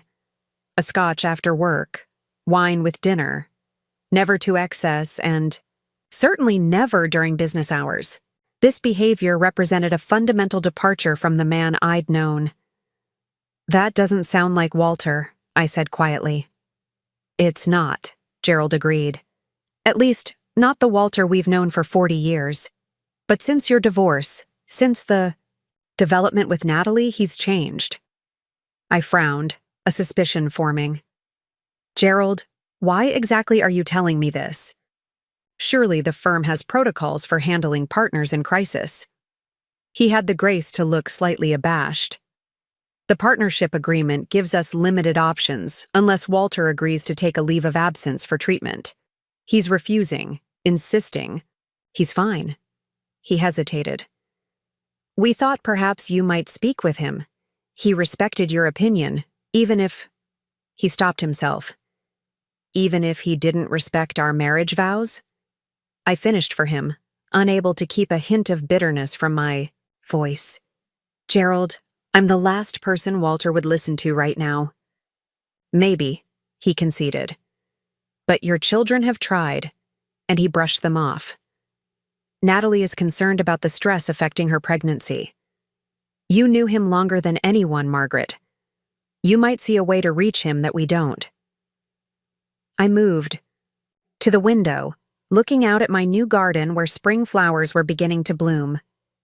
Just weeks ago, I had finally extricated myself from Walter's life. The settlement was complete, the divorce finalized, my new home purchased. I was moving forward, reclaiming dreams long deferred. Did I really want to step back into the vortex of Walter's problems? I'm sorry, Gerald, I said finally. I sympathize with your situation, but I can't be the one to intervene. Walter made his choices. He needs to face the consequences without my involvement. Gerald nodded, not looking particularly surprised. I understand. I wouldn't have asked except that the situation is becoming dire. If his behavior continues, we may be forced to invoke the partnership's disability clause. It would effectively end his career at the firm. After Gerald left, I sat on the window seat, troubled by the encounter. Despite everything Walter had done, despite the pain and humiliation he'd caused, I couldn't feel satisfaction at the thought of his professional downfall. We had built separate lives now, but 50 years of shared history couldn't be erased by legal documents or divided assets. I called James, needing my son's perspective. Have you noticed changes in your father's behavior recently? I asked, after explaining Gerald's visit. James sighed heavily. Yes. When Andrea and I had dinner with him last month, he drank 3 scotches before the main course arrived. He was slurring by dessert. He paused. We've tried talking to him, Mom.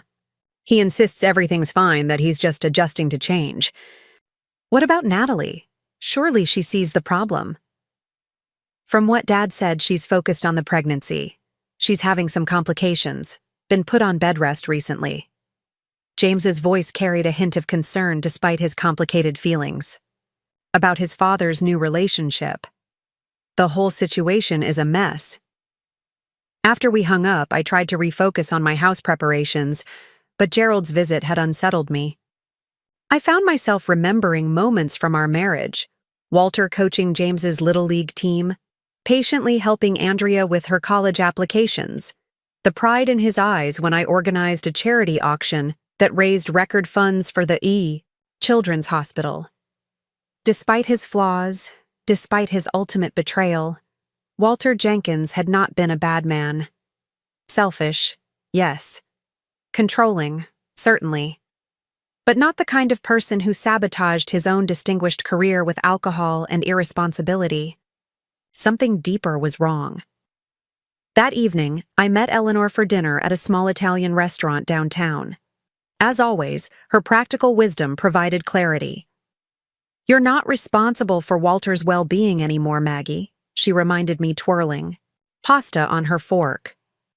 His choices, his consequences. I know, I agreed. But 50 years creates a connection that doesn't simply vanish because a judge signed divorce papers. Eleanor studied me thoughtfully. What are you considering? I sighed, setting down my fork. I don't know. Maybe I should talk to him once, not to fix his problems or take responsibility, but just to understand what's happening. And if understanding doesn't change anything, if he continues self-destructing, then at least I'll know I didn't turn my back completely, I said quietly, for my own peace of mind, not his. Eleanor reached across the table to squeeze my hand. Just be careful, Maggie. Walter's problems have a way of becoming your problems if you let them. The next morning, I called Walter's office, half expecting to be blocked by his assistant. Instead, she sounded relieved to hear from me. "Mrs. Jenkins? I mean, Ms. Cooper," she corrected herself. "Mr. Jenkins doesn't have appointments until this afternoon. I'm sure he'd make time to see you if you'd like to come in." An hour later, I found myself in the familiar lobby of Jenkins Banks and Associates, the law firm Walter had helped build.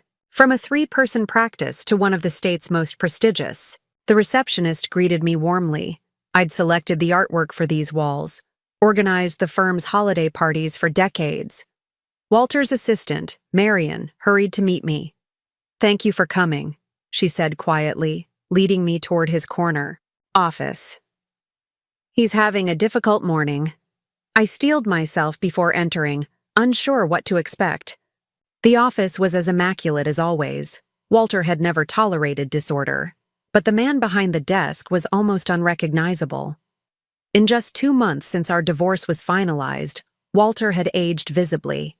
His face was haggard with dark circles beneath his eyes and a sallowness to his complexion that spoke of poor sleep and poorer nutrition. He looked up as I entered, surprise briefly animating his features before he composed himself. "Margaret, this is unexpected." "Hello, Walter," I said, closing the door behind me. "You look terrible." A ghost of his old smile flickered across his face. Always refreshingly direct.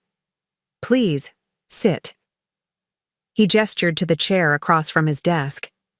I took the offered seat, noting the slight tremor in his hand as he closed the file he'd been reviewing. "Gerald Banks came to see me yesterday." Walter's expression hardened. "Gerald should mind his own business." "The firm is his business," I pointed out, "and apparently your behavior is affecting it." "I suppose he told you I'm drinking too much," Walter said, a defensive edge to his voice. Exaggerated concerns from overly cautious partners. I studied him, the man I'd woken up beside for 50 years, whose expressions and moods I could read with the precision of long practice.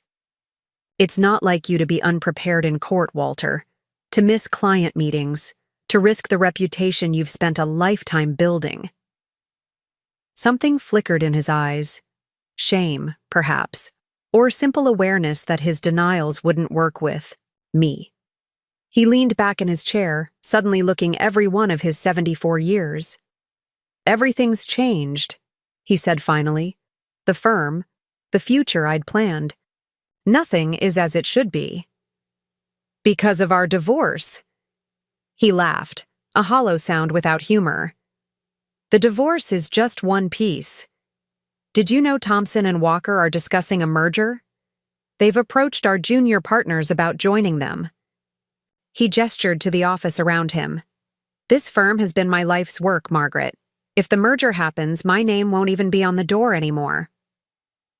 I hadn't known about the merger talks. It explained some of Gerald's urgency. A partner in crisis would be a liability during delicate negotiations. "And Natalie?" I asked carefully. "I heard there are complications with the pregnancy." Walter's expression softened slightly at the mention of her name, then clouded again. "Preeclampsia. The doctor has her on complete bed rest for the duration. She's frightened, angry, believes I'm not supporting her adequately." He sighed. Heavily. "She's 38, high risk even without complications. I should be at every appointment, holding her hand through every worry." "But you're here instead," I observed. "Drinking in your office and endangering your cases." His eyes flashed with momentary anger. "You don't understand the pressure I'm under. The firm needs me to maintain our client relationships during merger talks. Natalie needs constant reassurance and support.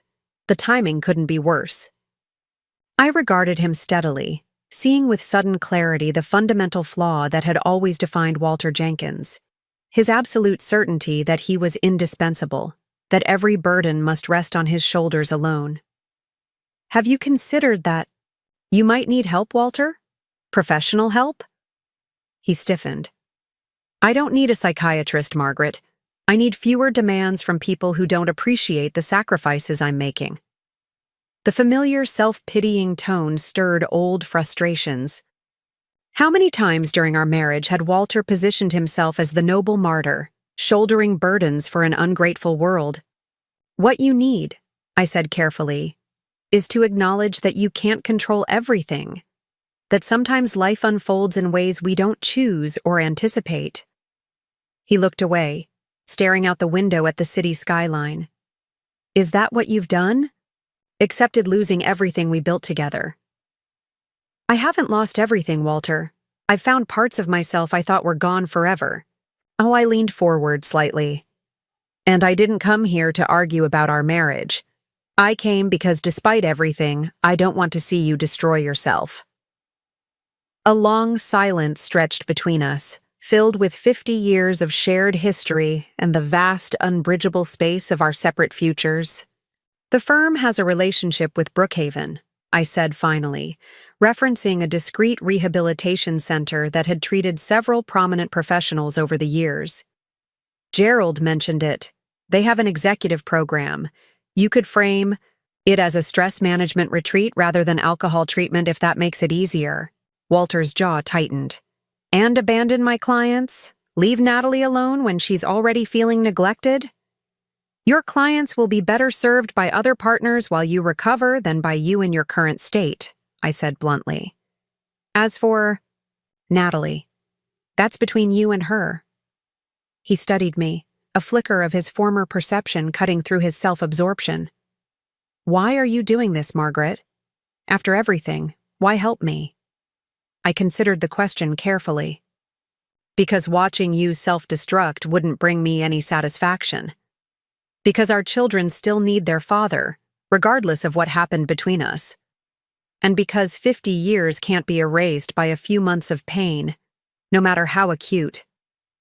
Walter rubbed his face with his hands, the gesture revealing a vulnerability I rarely saw during our marriage. I've made a mess of everything, he said quietly. Yes, I agreed simply. But that doesn't mean you can't begin cleaning it up. When I left Walter's office an hour later, he had agreed to call Brookhaven and inquire about their program. I had no illusions that one conversation had solved his problems.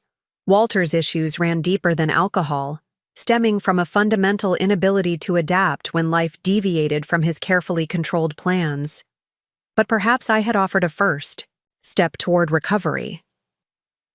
As I walked back to my car, my phone chimed with a text from Diane. Just heard from my editor friend.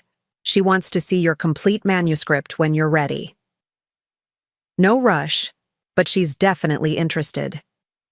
Joy rushed through. Me, momentarily pushing aside the lingering heaviness of my conversation with Walter. I texted back quickly. That's wonderful news. I've been working on revisions and should have them completed in a few weeks. Driving back to my new home, I felt a curious lightness despite the emotional complexity of the morning. I had faced Walter, seen the consequences of his choices clearly, and offered what help I could without sacrificing my own boundaries. Our paths had diverged irrevocably, but I could acknowledge our shared history without being pulled back into his orbit. The following weekend, my little bungalow filled with warmth and laughter as James and Andrea hosted my housewarming party. They had invited Eleanor, Patricia, several members of my writing group, and a few neighbors who had welcomed me to the street. The house looked transformed from the empty space Gerald had visited, now furnished with a comfortable mixture of new pieces I'd selected, and a few treasured items I'd taken from my previous life. Mom, this place is perfect for you, Andrea said, admiring the built-in bookshelves now filled with my collection. It feels more like you than any home I remember. I looked around at the colorful throws, the artwork I'd selected purely because it spoke to me, the desk in the second, bedroom where I'd been working on my manuscript revisions. It feels like me, I agreed, for the first time in a very long time. As guests mingled, enjoying the catered appetizers James had arranged, Eleanor pulled me aside. I have something for you, she said, handing me a small package wrapped in silver paper. A proper housewarming gift. Inside was a beautiful leather-bound notebook, its cover embossed with delicate flowers. "For your next story," Eleanor explained, "once you finish the revisions on this one." I hugged her, touched by her confidence in my creative future. Thank you for pushing me to reclaim that part of myself. Later, as the party was winding down, Patricia helped me carry dishes to the kitchen. "Have you heard from Walter since your talk?" she asked. "James told me he's entered the program at Brookhaven," I replied. "A 30-day initial stay, with outpatient follow-up." I loaded glasses into the dishwasher, considering my feelings about Walter's situation. "I hope it helps him." Patricia studied me carefully. "You've forgiven him, haven't you?" "Not entirely," I said truthfully. "But I'm not holding on to anger either. It takes too much energy that I'd rather invest in my own life now." After all the guests had left, I sat alone in my new living room, fireplace casting a warm glow across the hardwood floors. On the coffee table lay my manuscript, the revised version nearly complete, ready to submit to Diane's editor friend. Beside it was Eleanor's gift, waiting to receive whatever story came next. My phone buzzed with a text from an unknown number. I opened it to find a message from Natalie. "Walter told me you encouraged him to seek help. Thank you. Whatever our circumstances, I want my child to have a healthy father." I stared at the message, surprised by the unexpected communication. After a moment's consideration, I typed back, "I wish you both well, and a safe delivery for your child." Setting down the phone, I picked up Eleanor's notebook, running my fingers over its smooth leather cover. The future stretched before me, unscripted for the first time in decades. There would be challenges ahead, financial adjustments as I learned to manage independently, emotional hurdles as Walter's new child entered the world, the vulnerability of submitting my creative work for potential rejection. But for tonight, in this house that was solely mine, surrounded by choices I had made freely, I felt a deep sense of rightness. At 72, I was not merely surviving divorce or recovering from betrayal. I was discovering that the woman who existed beyond the boundaries of wife, mother, and perfect partner was someone I genuinely liked. Someone creative, resilient, and capable of building a life entirely her own. The doorbell rang, pulling me from my reflections. Opening it, I found James on the porch, holding a small potted orchid. "Found this in my car," he explained. "Must have forgotten to bring it in with the other gifts." "Thank you, sweetheart," I said, taking the delicate plant. "It's beautiful." James lingered, seeming to have something on his mind. "I talked to Dad this morning," he finally said. He sounded different, more like his old self, before everything fell apart. I nodded, setting the orchid on a side table. "The program is structured. It probably helps him feel he has some control again. He mentioned you visited him at the office." James studied me curiously. "After everything he put you through, you still cared enough to try to help him." "It wasn't really about him," I explained, realizing the truth as I spoke it. "It was about who I want to be. Indifference would have been easier, but it's not who I am. Not who you and Andrea learned compassion from." James hugged me suddenly, tightly. "You're remarkable, Mom. I hope you know that." After he left, I returned to the living room, picking up the new notebook once more. Its blank pages represented possibilities I was only beginning to imagine. I opened to the first page, and with a sense of quiet ceremony, wrote my name. Maggie Cooper. Not Margaret Jenkins, the name I had worn for 50 years. Not even Margaret. Cooper, my formal birth name.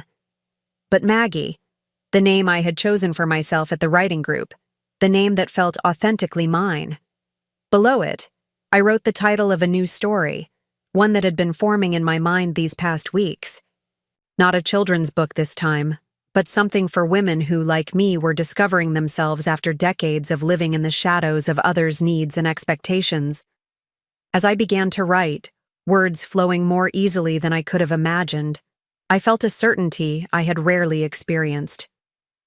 The journey ahead might be uncharted, the path sometimes difficult, but for the first time in 50 years, I was walking it exactly as I chose, not as someone's wife, not as the perfect supporter of another's dreams, but as Maggie Cooper, author of her own life story.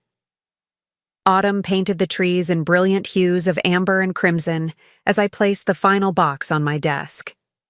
6 months had passed since I'd moved into my bungalow, and now I was arranging my new home office.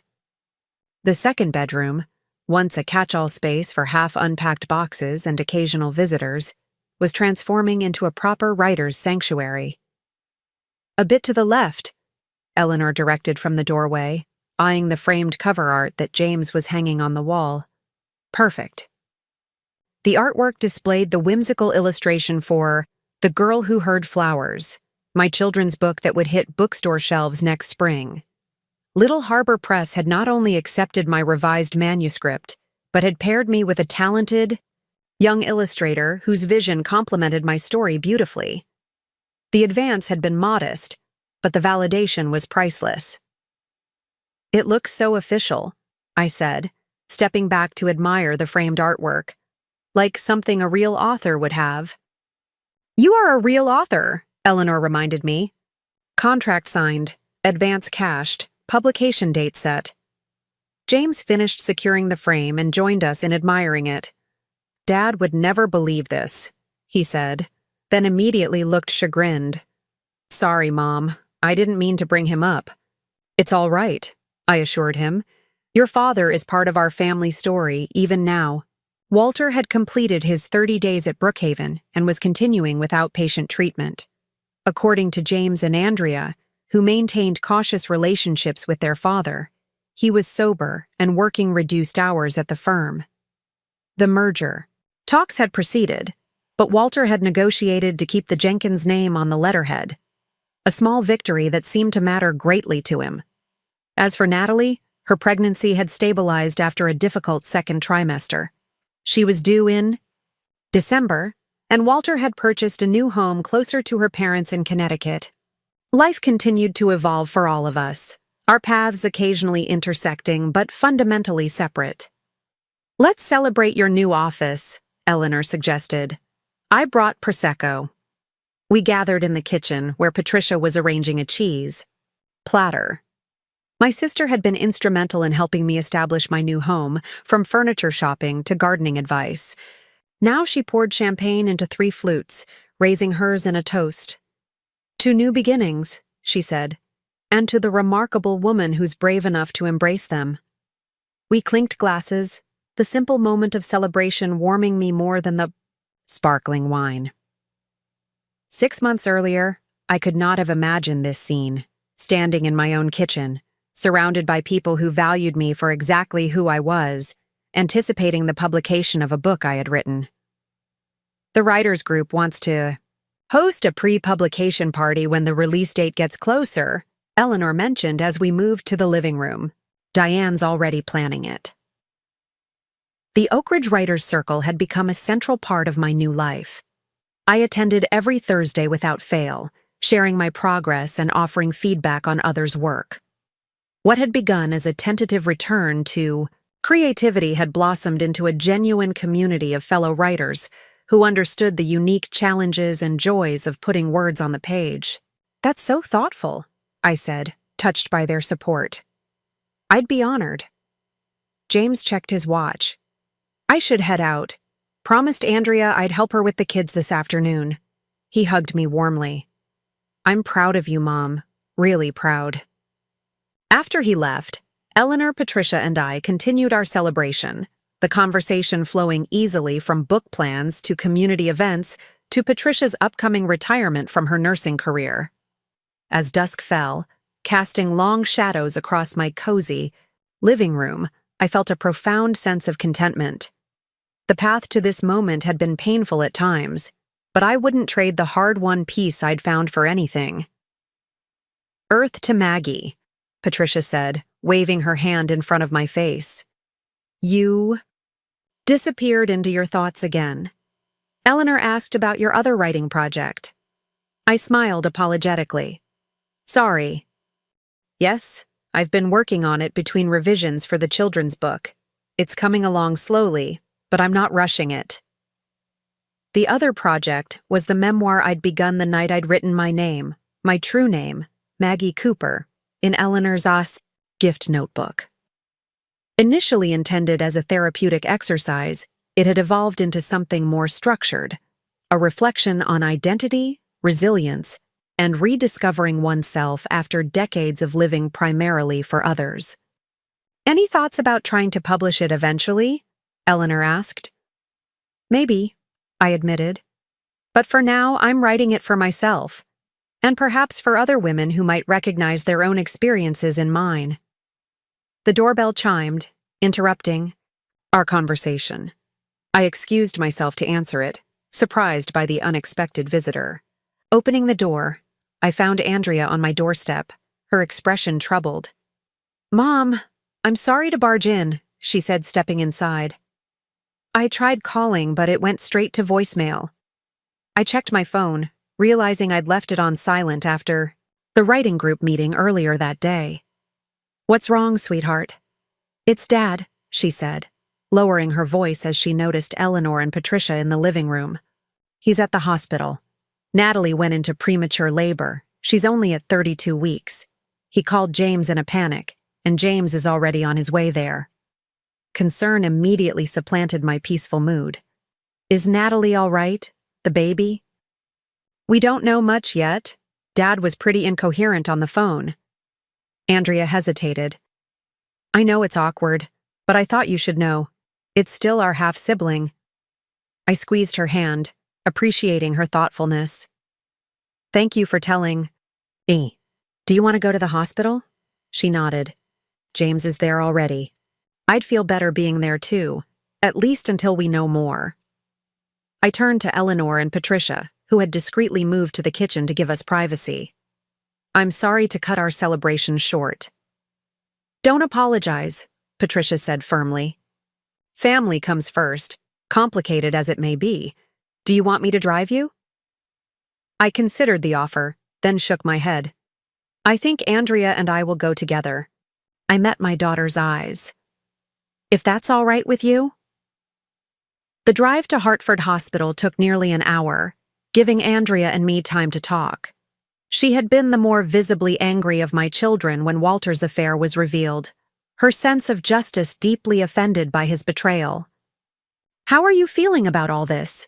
I asked as we navigated the evening traffic. A new sibling is a significant change, especially under these circumstances. Andrea kept her eyes on the road, her profile reminiscent of her father's in its determined set. "Honestly, it's strange. I'm 41 with children of my own, and suddenly I'll have a newborn sibling." She sighed. "But it's not the baby's fault how they came into the world. And seeing Dad these past months, struggling, trying to get sober, preparing for this child, I felt some of my anger fading." "That's very mature of you," I said softly. She glanced at me briefly. "I learned forgiveness from you, Mom. After everything Dad put you through, you still encouraged him to get help when he was falling apart." "Forgiveness isn't about excusing what happened," I clarified. "It's about not letting it consume you. Your father made choices that hurt us deeply, but holding on to that pain would only have limited my own life." Hartford Hospital's emergency. Entrance was brightly lit against the darkening sky. As we parked, Andrea's phone chimed with a text from James. "5th floor, maternity wing. Dad's in the waiting area." The elevator ride to the 5th floor felt surreal. Just months ago, I had been Margaret Jenkins, Walter's wife of 50 years. Now, I was voluntarily entering a hospital where my ex-husband awaited the premature birth of his child with another woman. Life took unexpected turns indeed. James met us in the hallway outside the maternity wing, his expression a mixture of concern and awkwardness. "Mom, you didn't have to come," he said, hugging me briefly. "How is everything?" I asked, ignoring his implicit question about my presence. Natalie's in surgery, emergency C-section. Dad's pretty shaken up. James lowered his voice. The baby's heart rate was dropping. They're concerned about oxygen levels. Andrea squeezed her brother's arm. Where's Dad now? In the waiting room. They won't let him into the surgical suite. I hesitated, suddenly uncertain about my place in this situation. I had come to support my children, but would my presence only complicate an already stressful moment for Walter? James seemed to read my hesitation. It's up to you, Mom. I can tell Dad you're here, or you can wait somewhere else if that's more comfortable. After a moment's consideration, I made my decision. I'll come to the waiting room. Whatever our past, we're all concerned for Natalie and the baby right now. The maternity waiting room was softly lit, with comfortable seating and calming. Artwork on the walls. Walter sat alone in a corner, his tall frame hunched forward, head in his hands. He looked up as we entered, and the naked vulnerability in his expression struck me forcefully. This was not the confident attorney who had dominated courtrooms and boardrooms for decades, but a frightened man facing circumstances beyond his control. Andrea, James, he acknowledged, then froze when he saw me. Margaret, what are you doing here? Andrea told me what was happening, I said simply. I came to support our children. And to hope for the best for Natalie and your baby. Something in Walter's expression crumpled slightly. Thank you, he said, his voice rough with emotion. The doctors say there are complications. The umbilical cord is wrapped around the baby's neck. They're doing everything they can, but... He trailed off, unable to complete the thought. Andrea moved to sit beside her father, taking his hand in a gesture of comfort that would have been unimaginable 6 months earlier. James remained standing, his protective instincts clearly divided between his father's distress and concern about my comfort in this situation. Can I get anyone coffee? I offered, needing a moment to process the complex emotions swirling through me. James nodded gratefully. I'll help you. As we walked toward the small refreshment area, James spoke quietly. You're incredible, you know that? Most people in your position wouldn't be here. I selected cups from a stack near the coffee machine. I'm not here for Walter. I'm here because a child is being born under difficult circumstances, and because you and Andrea needed support. I paused, considering my next words carefully. But I'm also here because harboring bitterness would only poison my own life. I've worked too hard to reclaim my happiness to let that happen. James helped me prepare 4 coffees, adding cream and sugar according to each person's preference. A family ritual so ingrained he performed it automatically. As we carried the cups back to the waiting area, a doctor in surgical scrubs entered, her expression serious but not grim. Mr. Jenkins? She said, approaching Walter. Walter stood immediately, tension visible in every line of his body. Yes? How is Natalie? The baby? Ms. Harrison is stable, the doctor assured him. The cesarean went as well as could be expected, under the circumstances. She paused. Your son was born at 6:42 p.m., weighing 4 pounds, 3 ounces. He's experiencing some respiratory distress, which is common with premature births, and we've transferred him to the NICU. But he's alive? Walter asked, his voice cracking. Yes. He's receiving oxygen support and will remain in the NICU for monitoring. The next 48 hours will be critical, but he's showing good signs of fighting spirit. The doctor's expression softened slightly. Congratulations, Mr. Jenkins. Would you like to see him? Walter glanced at James and Andrea, then briefly at me, as if seeking permission or reassurance. Yes, he said finally. Yes, I would. I'll take you to the NICU, the doctor offered. You'll need to wash thoroughly and wear protective gear, but you can see him through the incubator. As Walter prepared to follow the doctor, He turned to me unexpectedly. "Margaret," he said, his voice low. "Thank you for being here. It means more than I can express." I nodded, acknowledging his gratitude without needing to verbalize my complicated feelings. Some journeys weren't meant to be shared, and Walter was embarking on one I would observe only from a distance. After Walter left with the doctor, Andrea, James, and I sat in contemplative silence, the reality of having a new half-sibling entering the world settling over them. "Did Dad mention what they're naming him?" I asked eventually. James shook his head. "Not to me." "William," Andrea supplied. "After Dad's father, William Thomas Jenkins."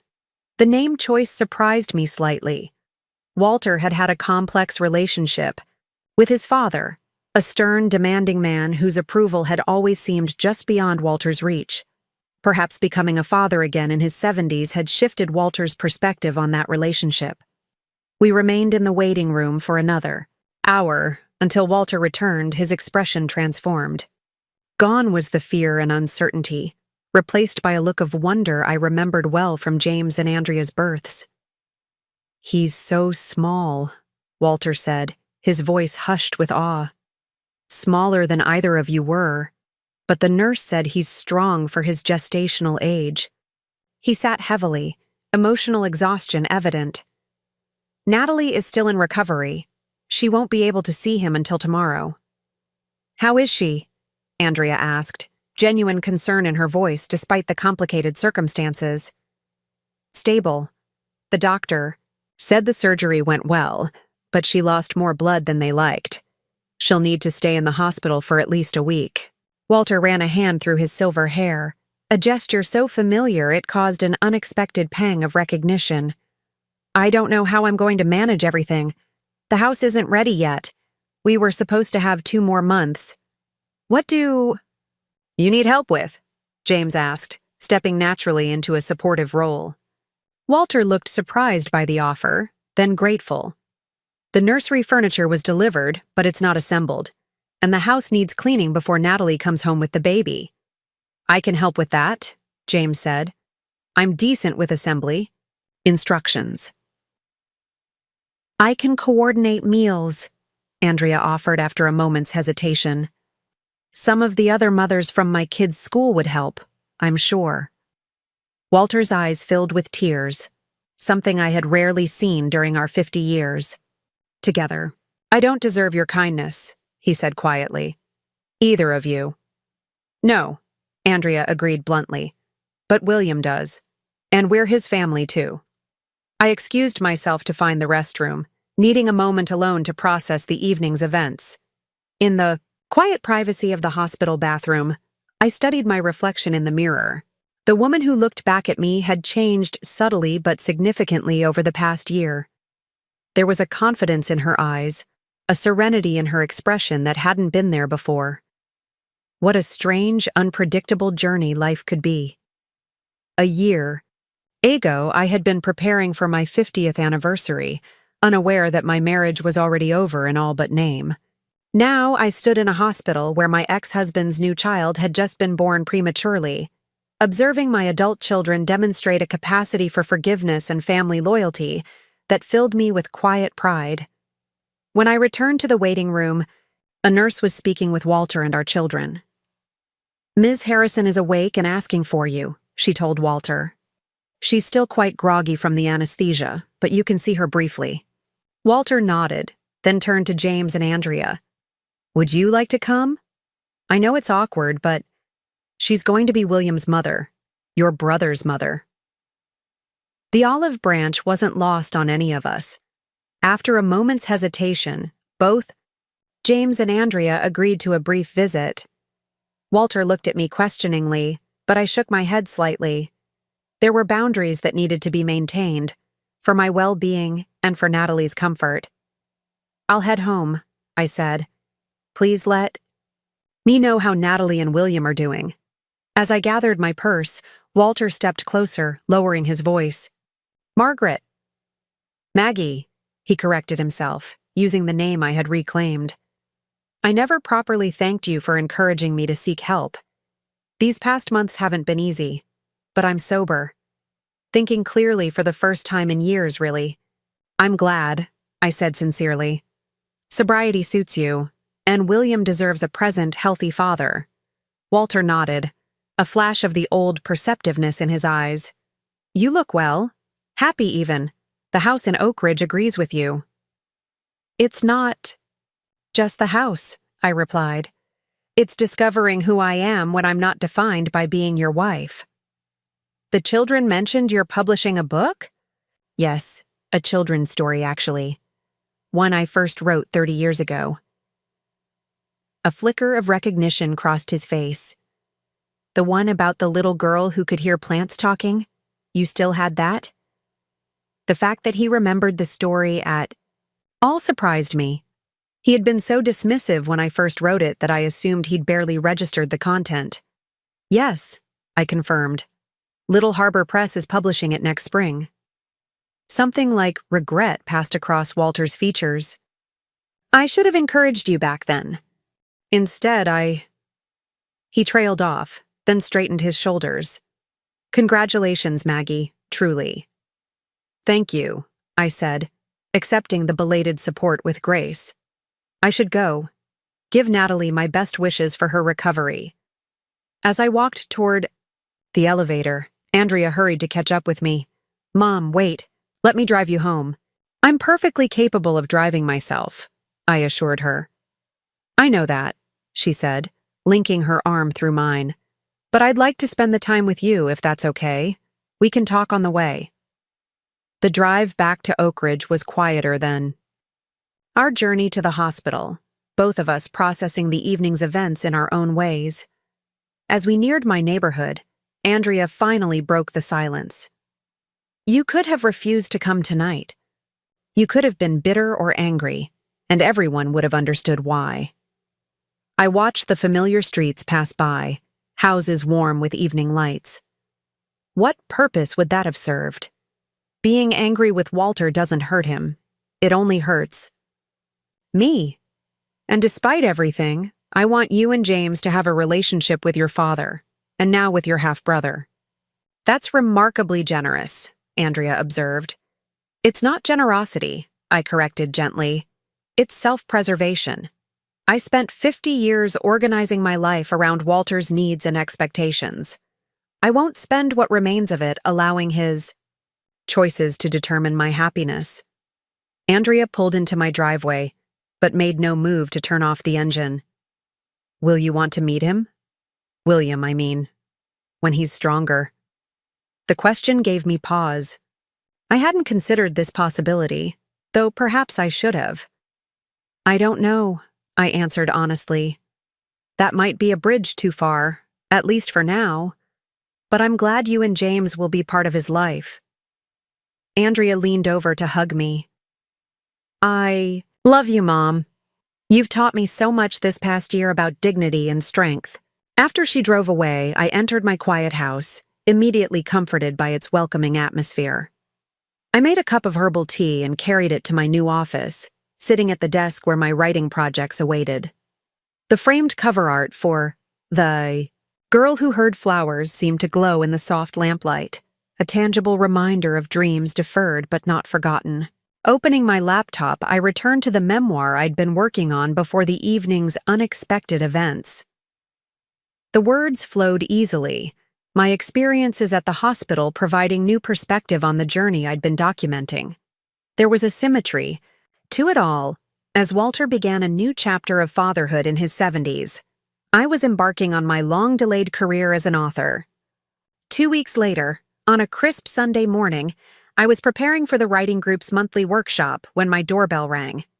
Opening it, I found James on my doorstep, his expression tentative. Mom, do you have a minute? There's someone I'd like you to meet. Stepping aside, he revealed Andrea standing behind him, carefully cradling a tiny bundle wrapped in a pale blue blanket.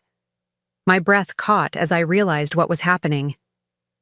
William was released from the NICU yesterday, Andrea explained softly. We thought you might want to meet him, if you're comfortable with that. I hesitated only briefly before nodding and stepping back to invite them in. Andrea moved to my sofa and gently shifted the blanket to reveal a tiny, perfect face. William? Thomas Jenkins had Walter's strong chin and what looked like Natalie's delicate nose, his small features still fluid with newness. Would you like to hold him? Andrea offered. Are you sure? I asked, suddenly uncertain. Does Natalie know you've brought him here? James nodded. It was her idea, actually, she said. He paused, choosing his words carefully. She said William should know the woman who raised such compassionate children. That regardless of the circumstances, you're part of his family story too. The unexpected generosity from Natalie touched me deeply. She had no obligation to include me in her child's life. Yet she had recognized the complex web of relationships that would always connect us through James and Andrea. I sat beside Andrea, and she carefully transferred the tiny baby into my arms. He weighed almost nothing, this new person who connected to my life in such an unexpected way. His eyes opened briefly, dark blue, as all newborns are, and seemed to focus on my face for a moment before closing again.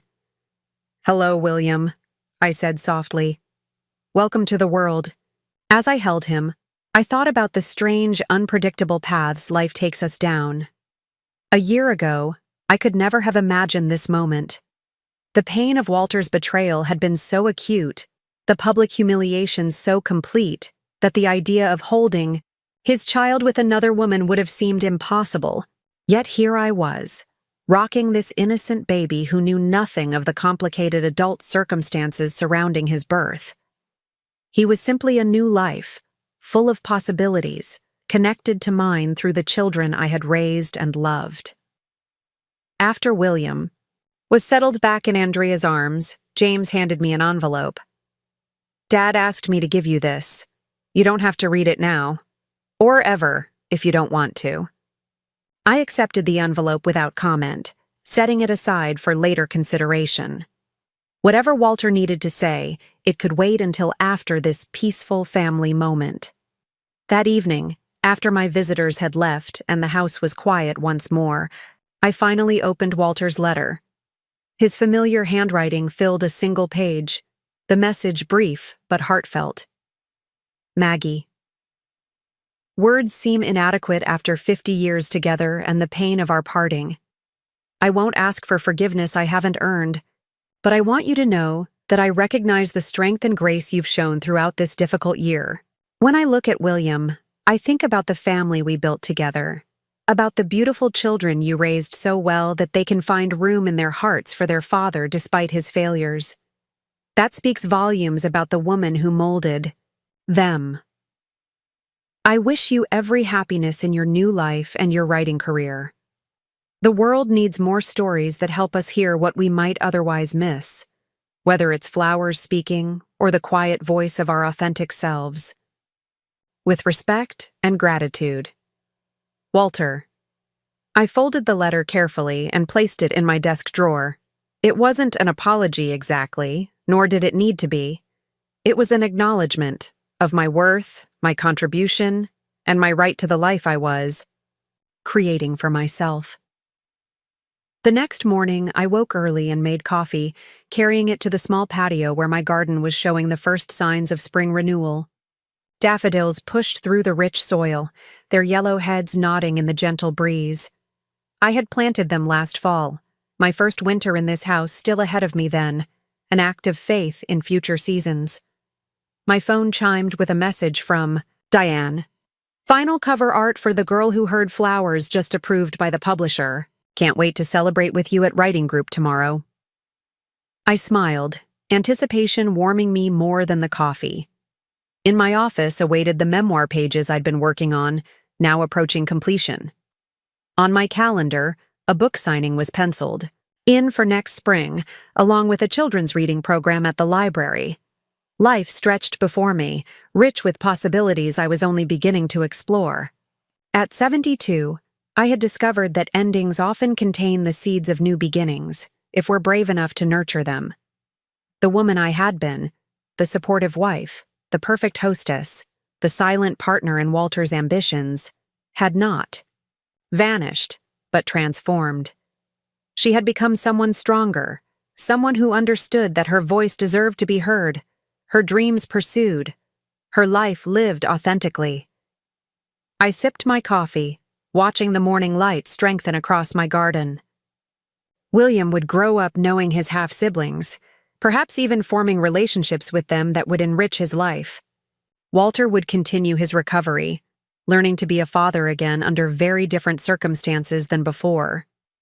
Natalie would navigate new motherhood with its challenges and joys. And I would continue writing stories, building friendships, and creating a life that reflected my truest self. The gold band I had worn for 50 years no longer circled my finger, but something more valuable had taken its place, a sense of purpose, of identity beyond the roles that had defined me for. So long. The anniversary that had begun with betrayal had ultimately given me an unexpected gift, the freedom to discover who Maggie Cooper truly was and the courage to become her fully at last. Up next, you've got 2 more standout stories right on your screen. If this one hit the mark, you won't want to pass these up. Just click and check them out.